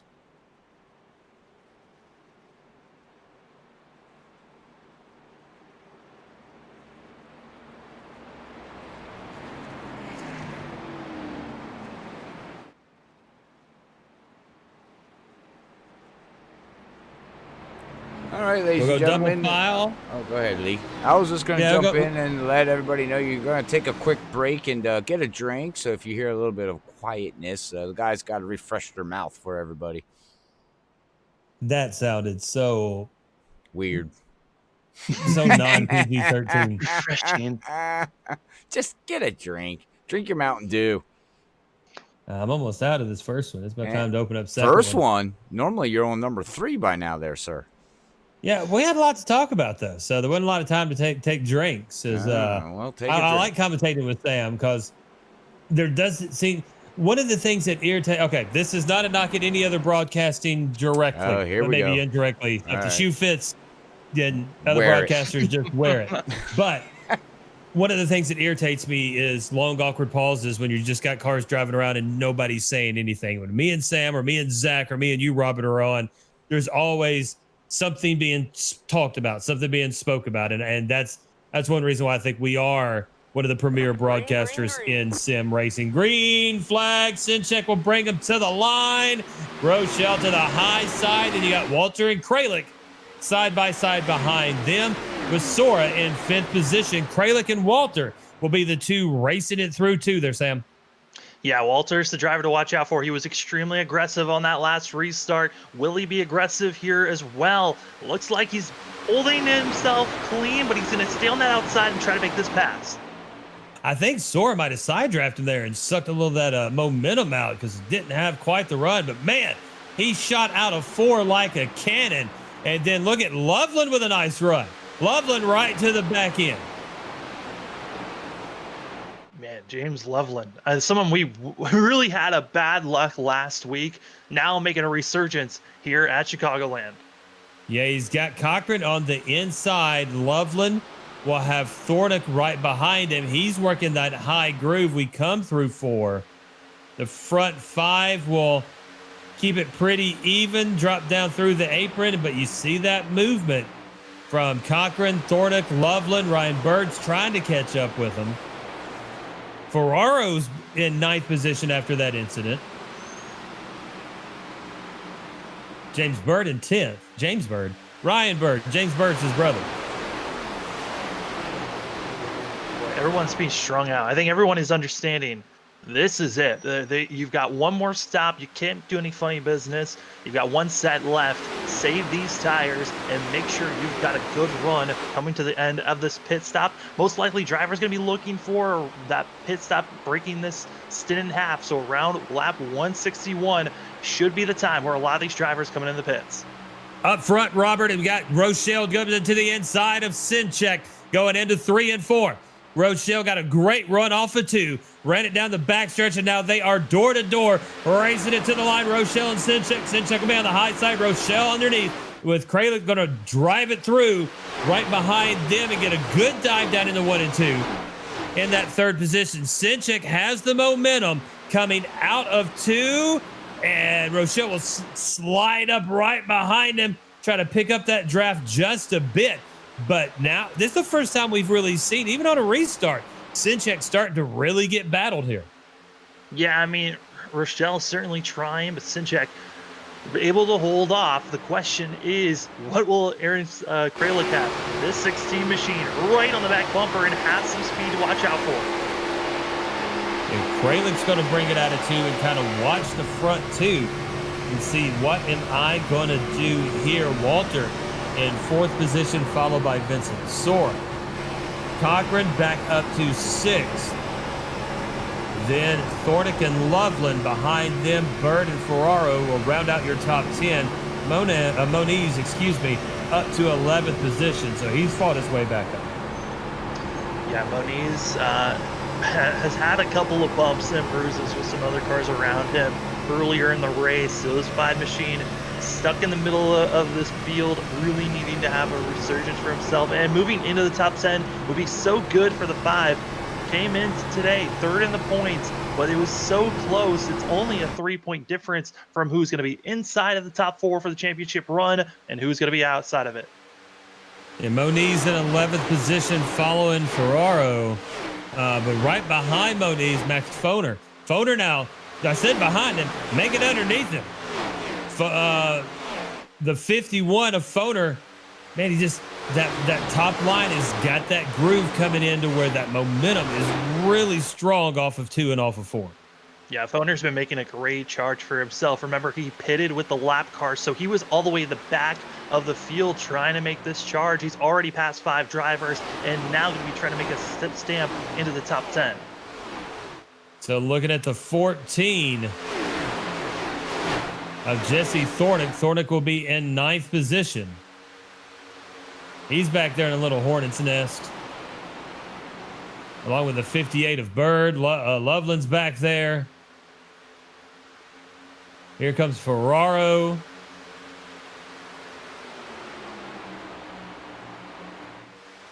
It looks like the top 10 is going to shake out, fan out. And now we're going to see some green flag runs going on lap 130 of 200. Got 71 laps left here at Chicagoland with the NAISCC Cup Series lead. Tidwell, Sam Dyer, the best color commentator in sim racing. And then, of course, Oz himself, the man behind the curtain, the man, the myth, the legend, Robert A. Moyer Jr., the brains behind Freaky Fast Broadcasting. Thank you, everyone, for joining us this wonderful Saturday evening. And Sam, I've been excited about watching this with the update. And we talked about it a little bit earlier at the beginning of the race with the update of the 1.5 mile ovals. That is where it's really made the racing a lot more. I know a lot of people say, oh, it's just you get behind each other and you follow each other, but it is actually a lot more interesting to me. It's a lot more strategic.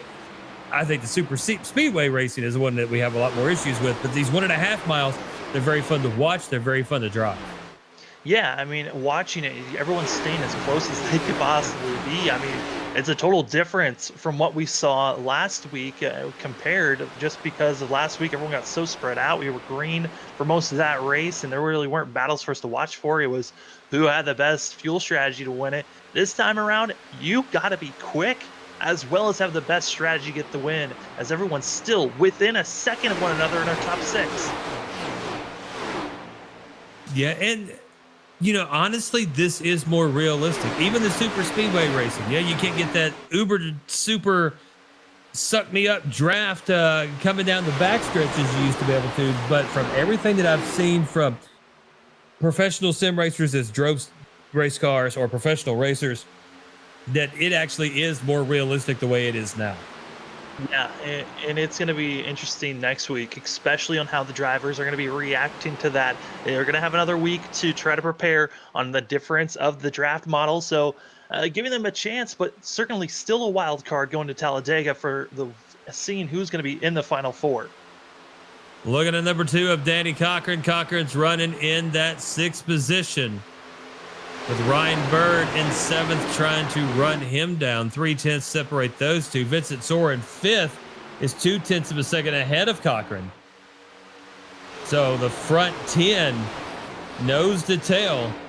And now right behind them, Foner and Moniz, they've caught up with that pack as well. So now we got a 12-person train going on. Yeah, right now looking at Max Foner's lap times, he has really fallen off. I think that aggression that he had those first 15 laps is starting to kick back at him. It is certainly he was going with the odd strategy in stage 1, did not work. Went for another odd strategy on this last restart, and it's kind of worked out for the 51. He's up to 11. This is certainly an odd one for himself. Moniz, though, the 5 behind the 51. He's going to be trying something, probably going to be getting a little bit more aggressive here in the next 10 to 15 laps for the 5. He's got to get into the top 10 and finish in the top 10 at the end of this race. Yeah, because when you look at the points, you know, the guys that finish up top tonight will be a lot more likely to be able to move on after next week at Dega. So we're looking at the points coming in. Kralix came in 1st position. He's running 3rd now. Vincent Soro came in at 2nd. He's running 5th. Moniz came in at 3rd, running 12th now. He's the one that's hurting at the moment. Rochelle comes in at 4th. He is running 2nd. Sinchek come in at 5th. He is leading this race. Ryan Bird come in 6th. Bird is running in 7th position. Maurice Gomillion, that's one that this could almost kill his playoff hopes here tonight. And then Thomas Walter comes in 8th position. Walter is now running in the 4th position. So Gomillion, where is he running at? He's running 19th at the moment. It is a struggle for the 44. We saw him have pit road struggles getting on pit lane the first time we had a green flag pit stop, and he was really the longest of all the long shots coming into our top 8. did not have the best of round of 16, just squeaked into the top 8. And it's really Talladega is that wild card race that the 44 needs, and that is the chance the 44 has to somehow get into the top 4, even with a horrible race that it's been so far for himself. 62 laps to go. We've had 3 cautions, including the stage caution, 10 laps under caution, 130 green flag laps. And that's one of the things that I have noticed with this league since we came on board with the NAISCC Cup Series is, once things get settled down, we get into some very long green flag runs. And I can see why they institute the stage cautions, because this thing could have been green from lap 3 on to right now at lap 140. Oh yeah, easily could have gone green from Whoa, that point who on. got loose there? That's the 2. Cochran. He saved it, gathered it up, but he's going to get freight trained on the outside.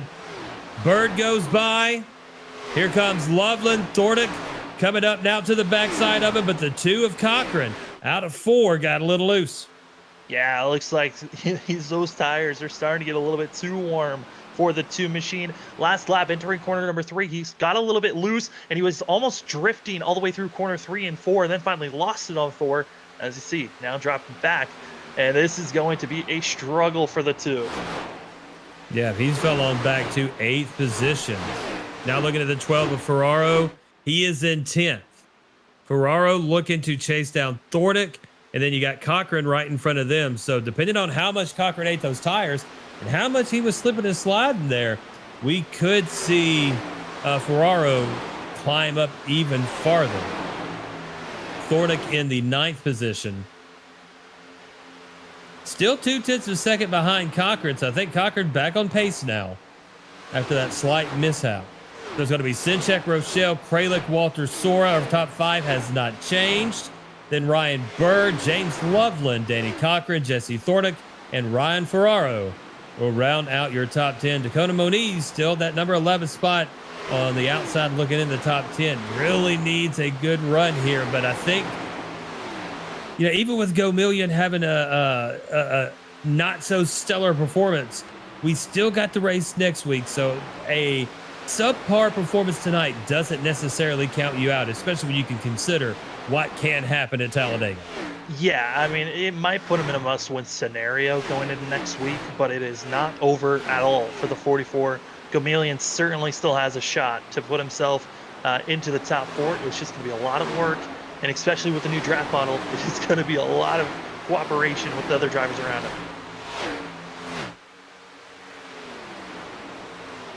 Yeah, so looking at the points, which column is the points? Column of the points? Yeah, I've got they cut off where it says what column's what. The drivers right now, the column would be the green one, shows where the points are right now. Nope, that would be the one to the right left? now. Yeah, so on the left, the far left shows the difference between, far right shows the difference between, and then the second to the right shows the actual distance from our points leader. All right, so we reset the points going into this round. Yep. So a bad finish might, it's going to hurt you, but it's not going to hurt you as bad as if you came in already, 35 points down from Kralik. Now you're only at most 10 points down from Kralik coming into this race. Yeah, for Gomelian, though, he was 10 points back. He was tied for the most points back. And with this run, it's going to put him probably around 18 to 22 points back from the being in the top 4. So really putting the 44 into a tough scenario.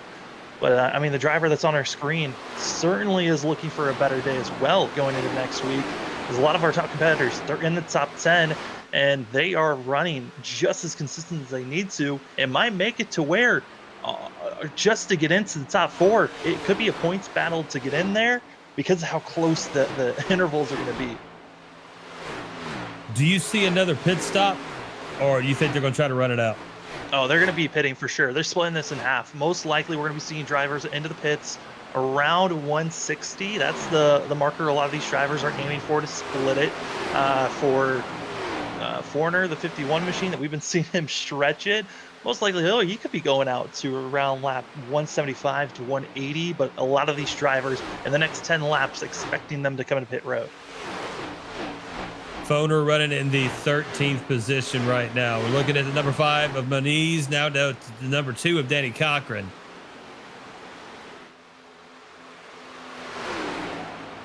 And Sinchek will continue to be in the lead. Sinchek, Rochelle, Kralik, Sora, and Walter will be your top 5. Just, this next pit stop, what can make it really interesting is if someone does stretch it as far as they can go and then possibly go with a 2-tire stop trying to save time. That's an option for them. We saw that be an option to be seen last week, I believe, where drivers were trying 2 stops, 2 tires, and it worked out great because the tires equaled out after about 10 to 15 laps. And if you have a big enough lead, there's a chance of that. The issue is that a lot of drivers are planning on splitting this in half. If you're in the back half of the field, it's really the top 10. What are they thinking? Are they splitting this race in half, or are they stretching it as far as they can go? Sinchek and Rochelle, kind of a 2-person race at the moment, as they've pulled out a 2-second lead over third place Aaron Kralik. Kralik with a 2nd lead over Vincent Sora.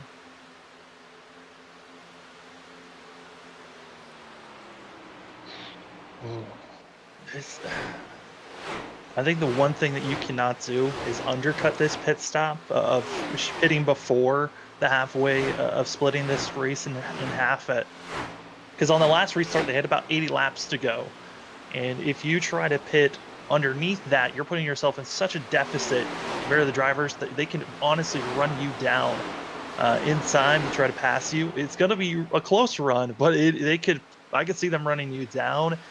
I think you're going to be seeing drivers around 160 to 180. That's your window. Are you going to be pitting between that early or later? I think 180 is too late, because by the time you get out, you get the tires warmed up, you get them to where you start performing at top levels. You look at anywhere between lap 5 to lap 10. Now you're halfway through. You got only 10 laps left. You don't have enough time to catch up with them. I think lap 170 is the latest that you would probably see someone pit. It just matters on what this field is thinking. I mean, we could be seeing everyone come into pit road in the next 6 laps, or we could be seeing everyone stretch it as far as you can go. It's really that difference. I think if you go to lap 70, yes, you've got a better opportunity to catch down the cars. It's just, I think at that point, it matters on who takes 2 tires. Because if you have a good run and you stretch it out by about 10 laps or so, if you're running in the top 5, you can gain a lot of time. You're running about 2 seconds faster for the first about 3 laps or so. That's 6 seconds. That puts you up front by the timing zones. The timing's just going to be really close for a lot of these drivers. You got to build a big enough lead if you're going to be pitting earlier than everyone else. It's going to be a very close race, kind of similar to what we saw last week, where we thought maybe there's some drivers that they'd made the right strategy. They pitted, they got tires, they were making a hard charge, but it was the drivers that went for 2 tires that made it work the best. So looking at the 58 of Ryan Bird, now back up to the 8, the leader of Tom Sinchek. Max Foner.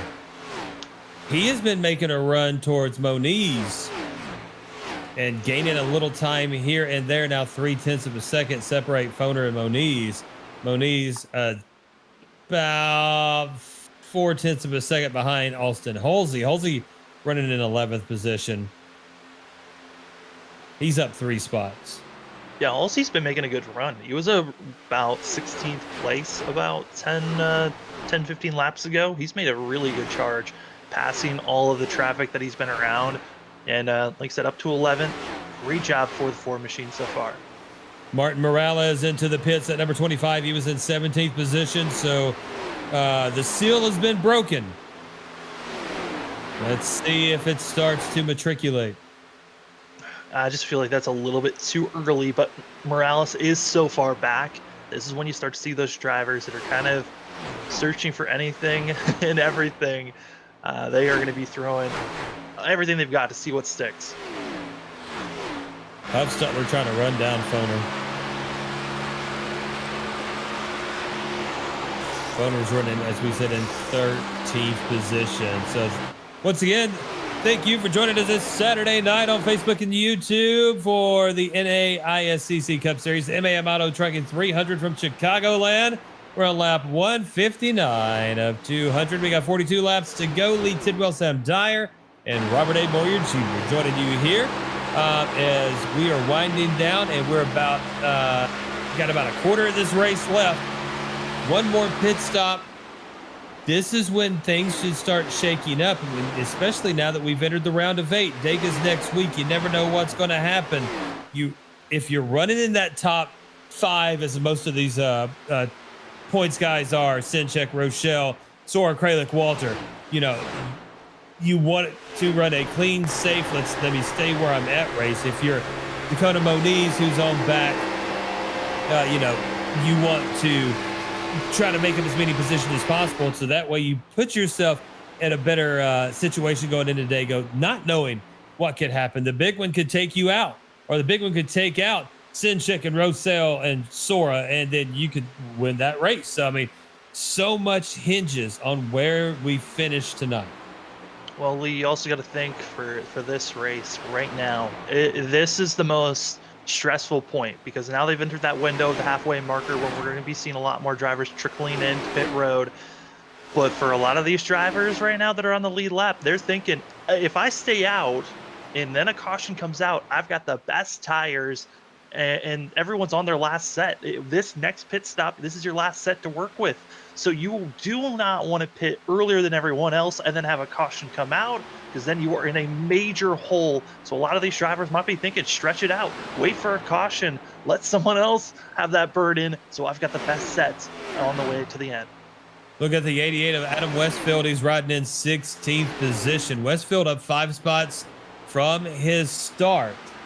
So some big movers we got. We talked about Kralik's up 16 spots to 4th.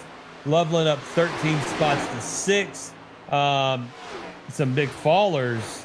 Nicholas Compton down 13 spots to 18th. Zachary Compton, pole setter, down 19 spots to 20th. Jacob T. Morris down 15 spots to 22nd. So lots of movement around. And then one of the guys we were talking about earlier, Foner running the fastest lap of the race, a 29.705. So lots of different scenarios running right now, lots of different feel goods. And we have someone coming on pit road, Ryan Bird. Foner hits. Yeah, Foner So going lap with the complete 160. opposite. What was that, Sam? Foner's going with the complete opposite of what he's been doing all night long, stretching out as far as possible. Now he's undercutting everyone else. A bold move by the 51 machine. But he overshoots his pit stall, and so does Bird. Huge mistakes for both those drivers. And we talked about that earlier. Small mental self-inflicted errors could cost you many, many positions here. And one of those things is missing your pit box or speeding down pit road. Almost the special teams of racing when you think about it. And one mistake could cost you the race, or at least a lot of positions. And with Foner and Bird overshooting their pit stalls, let's see how that's going to shake out. Luckily, they've got time to try to gain some of those mistakes away, but you don't want to be overshooting it, especially on this money stop. It's so important to make sure you don't have these mistakes, because little moments like this could hurt you. As now Trammell's going to be coming into the pits for the 20. Trammell coming in, and man, you can see how wiggly they are. It's such an odd entrance to pit road coming off of 4 here, because you're not even completely out of 4, and you've got to start turning that wheel even harder to the left to get in to the entrance of pit road. And if you haven't already slowed down enough, you're going to get wiggly. And if you come in too hot, you're going to lock those brakes up. And who was it that we saw spin earlier? Was it the 20 of that wasn't Trammell? Who was Million. Go Million. Okay, thank you. Yeah, just coming in, and then it's also that transition that you're going for. You're going from your banked corner that you're getting slowing down into then a flat apron that your car just doesn't like that change of transition, and sometimes it just rattles your cage, gets you wiggly, and away you can go spinning around, or like we saw, you can save it and keep going. Looking at the number 4 of Austin Halsey now. Halsey is running in the 12th position behind the Professor Sean Huffstutler and is kind of caught up to the back side of him. A 1.5, 0.15, dadgummit, 15th, 100th of a second. There we go. So the one of Kyle Rochelle pits on lap 168. Going to be making that early pit stop compared to the rest of the field of the top 5. So this is now the marker. Do you pit the lap after, or do you let Rochelle burn those tires off and try to run down the one machine? It's an odd place to put yourself because you want to stay out there just in case a caution comes out, because now Rochelle going to be put a lap down once the drivers, now the one's a lap down. So it's going to be questionable. Thomas Walter now follows suit in the 57. And Walter comes in. Here comes Moniz. Moniz came in a little bit hot.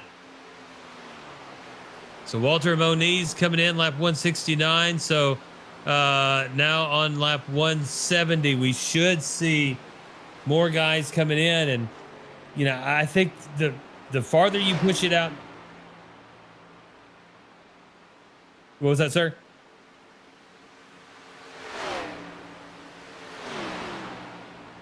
So here we go. Sinchek comes in. Sora comes in. Kralik is coming in. Loveland's in. Ferraro's in. Huffstutler's in.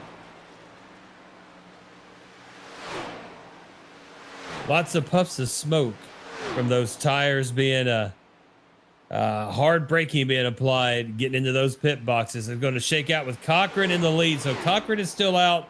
Thordick, Halsey, Westfield, Sinchek is back out, and he will come out into the 5th position. Sora will come out right behind him. Nope, make that Rochelle. I'm sorry.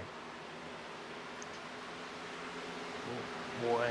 I mean, for our top 4 that have not pitted yet so far, they can stay out there until they see Rochelle closing in and trying to pass them. At that point, you have to pit.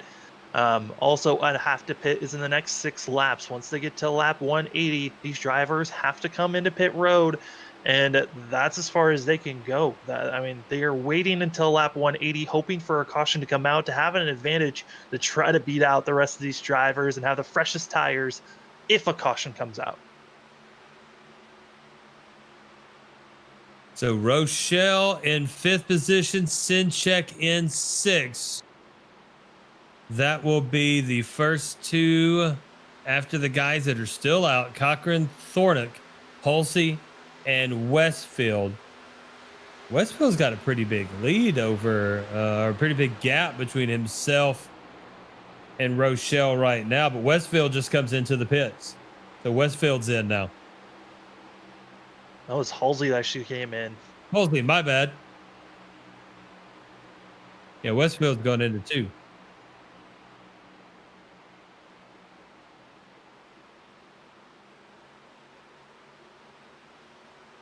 So watching the 2 of Danny Cochran, he will bring it into pit road. Oh boy. That leaves Westfield out there and Thornick. Thornick's into 2 now. He has Kralik right behind him.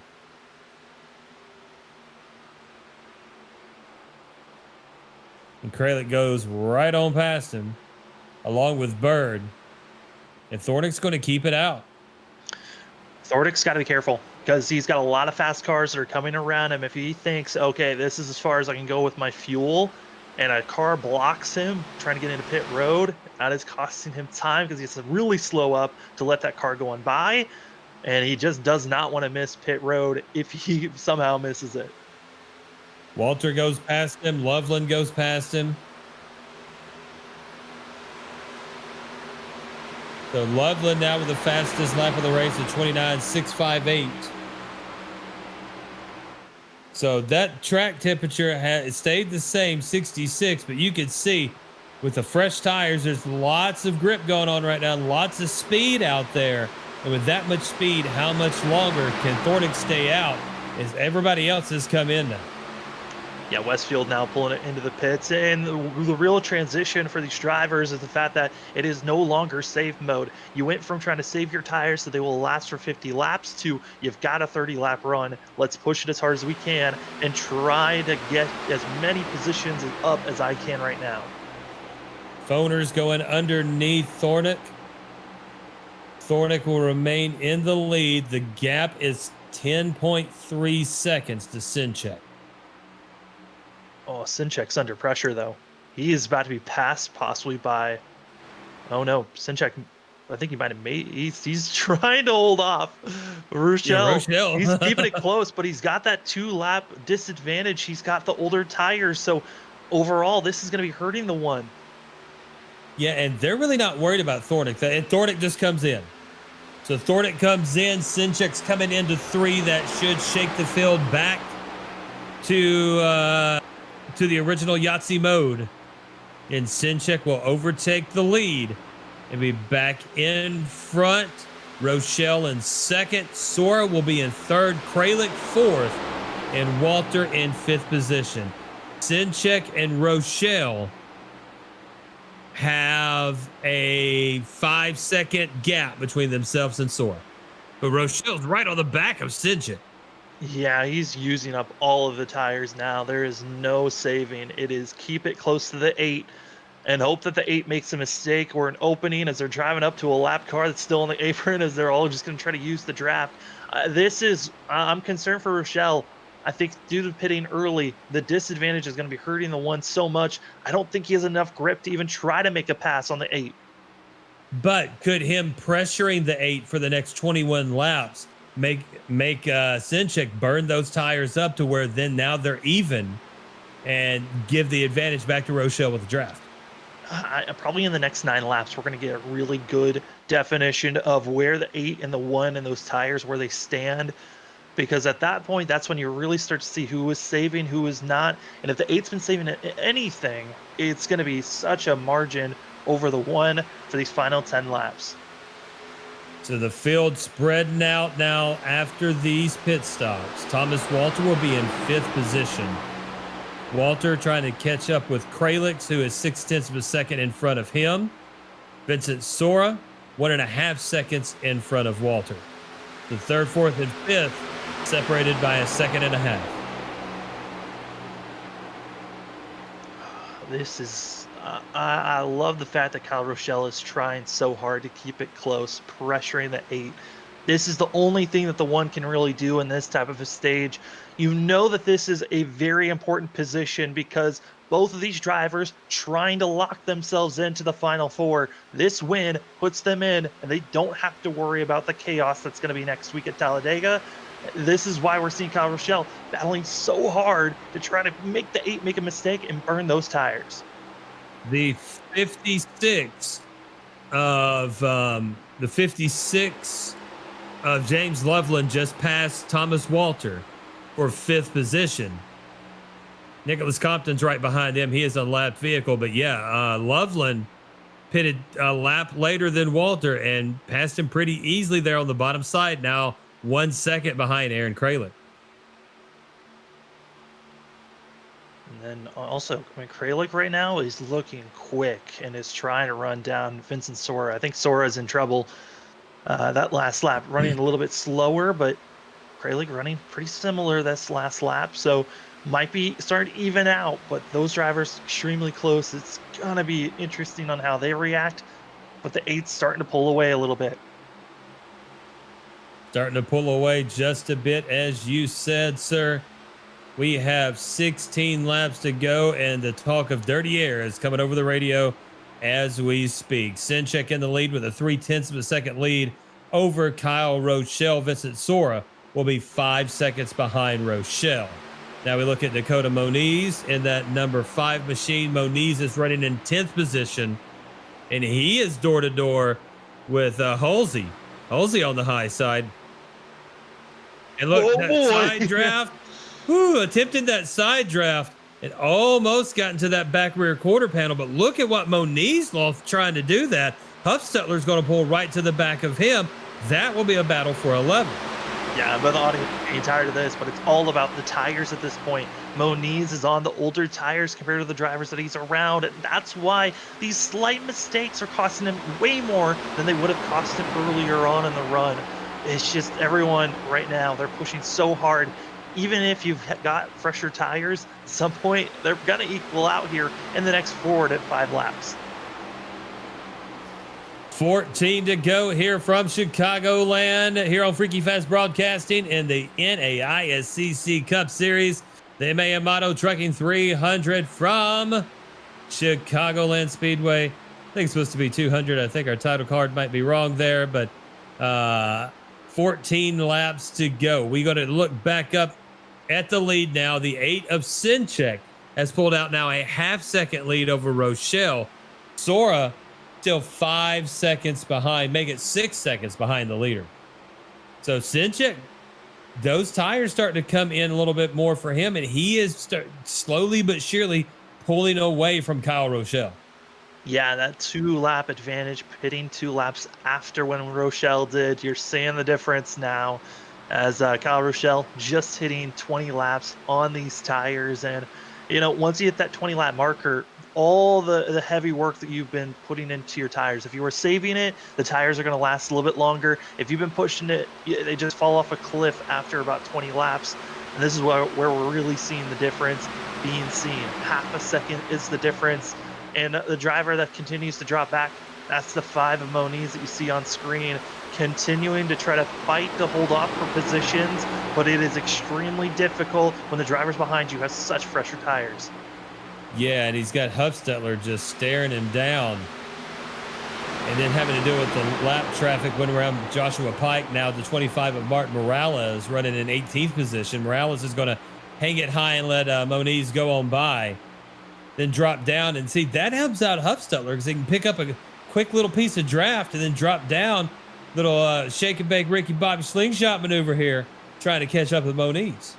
Yeah, just helping each other out just a little bit there on the straightaways, understanding, hey, I'm going to get out of the way, but let me just give you a little bit of a boost to move forward. Foreigner, though, in a difficult spot, the oldest tires on track for the 51, and most likely going to be losing this position here to Moniz. Yeah, Moniz, look at him just diving down under the apron, pulling door to door, and now will overtake that spot.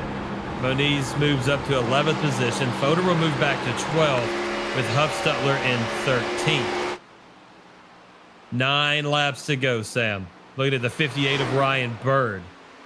Bird is running in the 8th position. He's up 5 spots. He's running all by his little lonesome. Yeah, Bird's loving this. He's on a slightly older tires as well. So he's hoping that he can somehow not have anyone catch him. And right now in 8th place. Look at the 95 of Huffstetler. He's got Foner right behind him. Ooh, Foner got a little loose. And that's the thing too, is, you know, those tires now, if you overpower coming out of those corners, it will rotate that car around. So seeing some of these tires that are burning off quicker, or people that have used more of those tires, now those exits of the turns become a little bit more tricky. Oh yeah, this is the point where drivers did not know that their tires could be this worn down, especially with how hard everyone was pushing, putting some of their fastest laps down of the whole entire race on this stint, and now they're feeling the repercussions. It is really hard to keep your car straight, and that's got to be a little bit nerve-wracking for the drivers up front, because if drivers are slipping and sliding now, the potential of a caution is still looming over the heads of these drivers with 7 laps to go. Looking at Kyle Rochelle in 2nd position. He's trying to chase down Tom Sinchek, but with 6 laps to go, will that be something that can happen? 7 tenths, make it 8 tenths of a second gap between Sinchek and Rochelle. But Rochelle has the help of Go Million right now. A little bit of help, but really the tires are so dead on the one. he's not able to utilize this speed from the draft. It's actually might be hurting the one a little bit more because he just too much speed having to let off might be just hurting the one a little bit too much.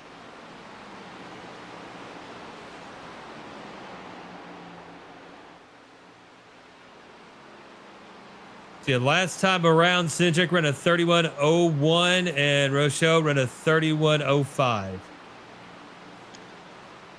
Yeah, Vincent Sora just put down a 30.8, but that's a little bit too late. I mean, he's too far back. Yes, saving is what Sora's been doing for most of this race, but it is hurting the 15 now. Yes, he is pulling away now. Doesn't have to worry about the 16 anymore in that third place position. But Sora, if he wanted to charge at our leaders, it's a little bit too late right now. Cindric running up on lap traffic, Ferraro, Morales, and Pike. Ferraro's going to keep it high. Oh, Ferraro into the wall. He's gathered it back up. Didn't cause anything, but man, trying to get out of the way of Cindric and scrape that wall. Yeah, that is, like I said, the caution is looming for these drivers. The potential is still there, and it is nerve-wracking. A driver that was having a pretty good run in 9th place, but now is out of our server. That's Thordic. 14 just dropped connection about 3 laps ago.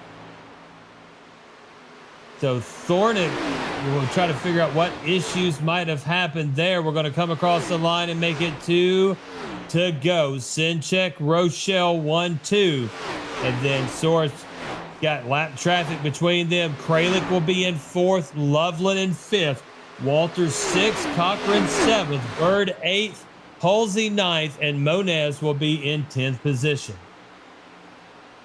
Rochelle is coming with a lot of speed. He just cut it down. That last lap, it was 2/10. It's now down to 2/10. The difference as we're coming to the white flag. White flag this time across the line, 0.2 of a second. Cindric in the lead. Rochelle will be in 2nd position as we go into 1. Now into the apex, exiting into 2. The gap, 0.3 of a second. Pulling it out of 2, looking at the momentum. Rochelle not really closing the gap. Actually, Cindric extending the gap to 0.5 a second. Into 3. Tom Cindric hugs the white line, exits 4, and Cindric will hold on and be the victorious here in the first race of the round of 8. Here with the NAISCC Cup Series, Rochelle in 2nd. Sora will come in 3rd. The 16 of Kralik's in 4th.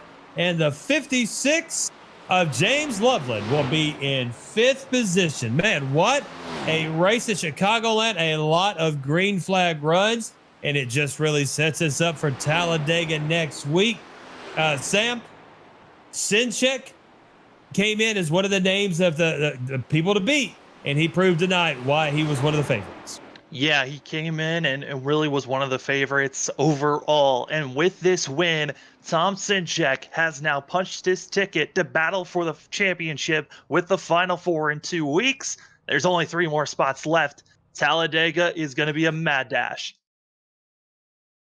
So as we watch the number 8 of Tom Cindric do his celebratory burnout there on the front stretch, we will take a quick break here on Freaky Fast Broadcasting. When we come back, Tom Cindric, Kyle Rochelle, and Vincent Sora will be in the booth to talk to Sam Dyer in just a moment here on Freaky Fast Broadcasting. Don't go anywhere. Much more action when we come back.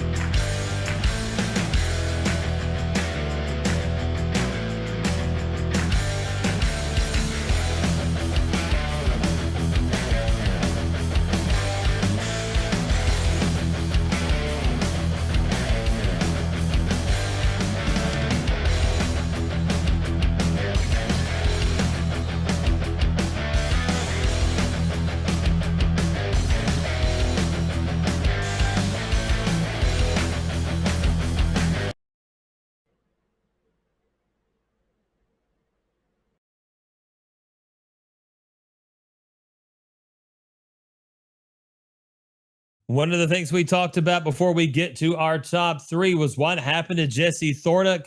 His power went out, and that's why he dropped out of the race. So, it's one of the things about the sim racing is internet issues, power issues, computer issues, and that could completely take you out of the race. But we've got our top three finishers ready to talk to Sam Dyer. First, we're going to bring up our third place finisher, Mr. Vincent Sora, in that number 15.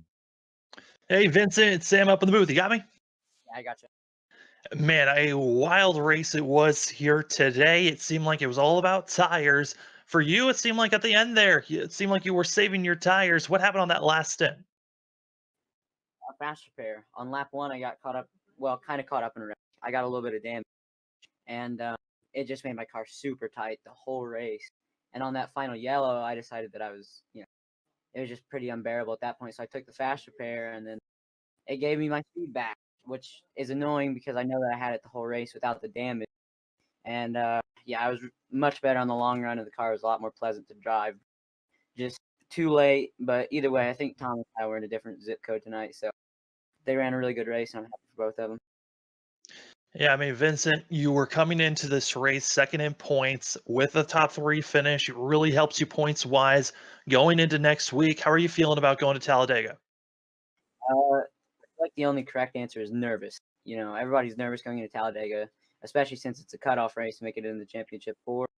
But I really like the new package that iRacing introduced to us last week, and I feel like I can race it and manage the lanes pretty well. So I'm actually kind of excited for it, a little nervous and excited at the same time.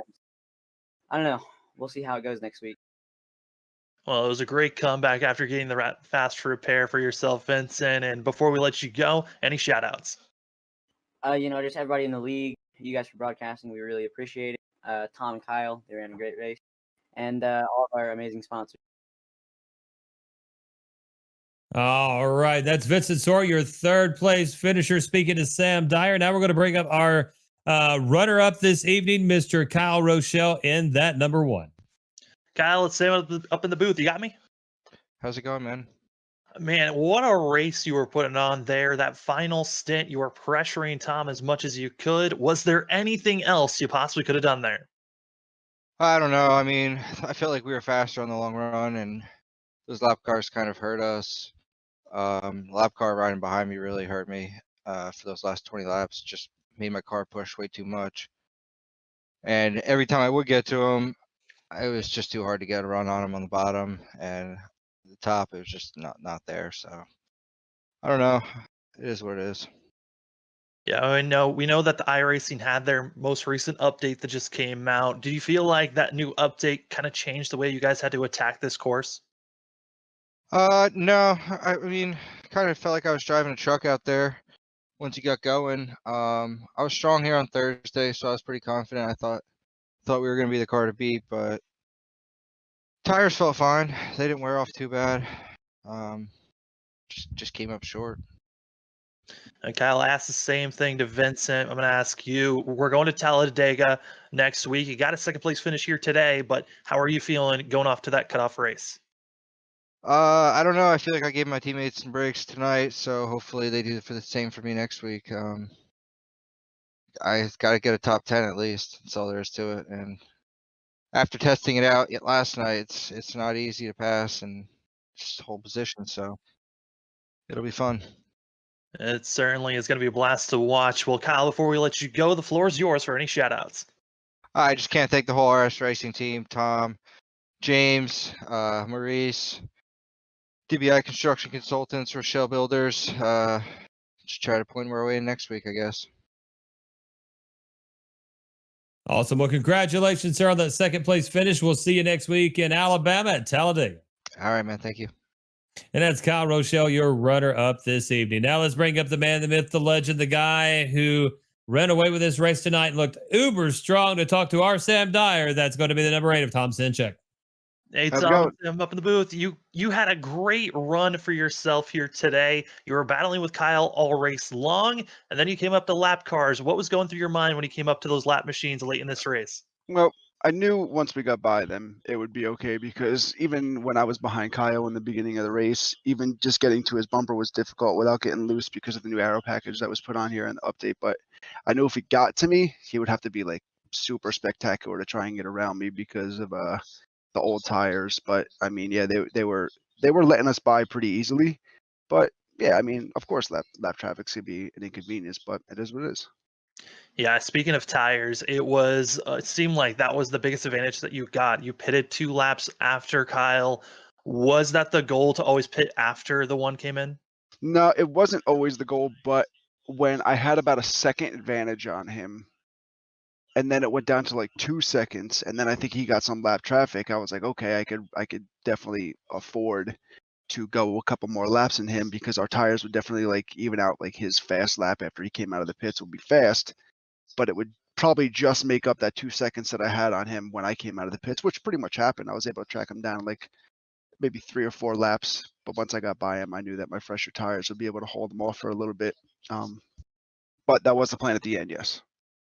I mean, overall, a great run for yourself. With this win, it puts you into the final Thank 4. God. How are you feeling about that relief of winning here and not having to stress about next week? All week I was thinking about this. This is definitely one of my favorite tracks, if not my best track to race at. So I was really looking forward to this one, and I was hoping if I didn't get the win to at least win the stage and lead a lap and lead most laps, because even if Kyle passed me there at the end or something, I probably would have a big point advantage going into Talladega. But I'm glad we got the win because now I don't have to worry about it. Now if I want to run in the back, I can and avoid a wreck in Talladega. But I'll probably try and push either Maurice or Kyle to the win if I can get it. Some of the RS racing team in the top 4. Thinking all about the team. Well, before we let you go, the floor is yours for any shout outs. Shout out to the whole RS racing team. Kyle, James, it's a shame you couldn't be with us. Maurice had a good run there. Unfortunately, he had a little problem in the pits. Shout out to you guys. Shout out to Thomas. Shout out to Vince. Shout out to all the lap traffic that let us by. It was awesome. Shout out to M.A Amodeo Trucking, Simbox Store, DBI Construction. I guess Valvoline because that's Maurice's favorite sponsor. And yeah, it was great. Thank you guys for broadcasting. It was a fun time. Well, thank you, sir. Congratulations on the win. We'll see you next week at Talladega. Yes, sir. And that's Tom Sinjek. So it's Amadeo Trucking. M.A Amodeo. I will remember that for next time. But we have our final unofficial race results this evening here from Chicagoland. As we know, our winner, Tom Sinchek, with a little under half-second margin of victory. Kyle Rochelle will be in second place. Vincent Sora in third. Aaron Kralix in fourth. James Loveland will finish in fifth. Thomas Walter finishes in sixth. In seventh will be Danny Cochran. Eighth, Ryan Bird. Austin Halsey will finish ninth.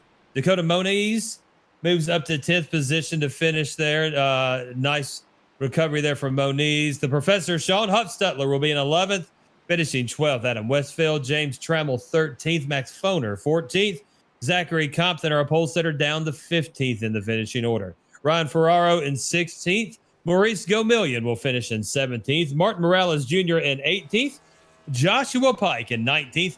Nicholas Compton 20th. Jesse Thornick in 21st after that unfortunate power outage. And Jacob Morris will finish in 22nd position. Sam, final thoughts from you, sir, before we head off to Talladega. Talladega is going to be a blast to watch, but for here tonight, really, Tom Sinchek proved that he was the fastest car out there. He had a battle with Kyle all night long, but I really do think the 8 was the most dominant car of the night and got it done. A great run for himself.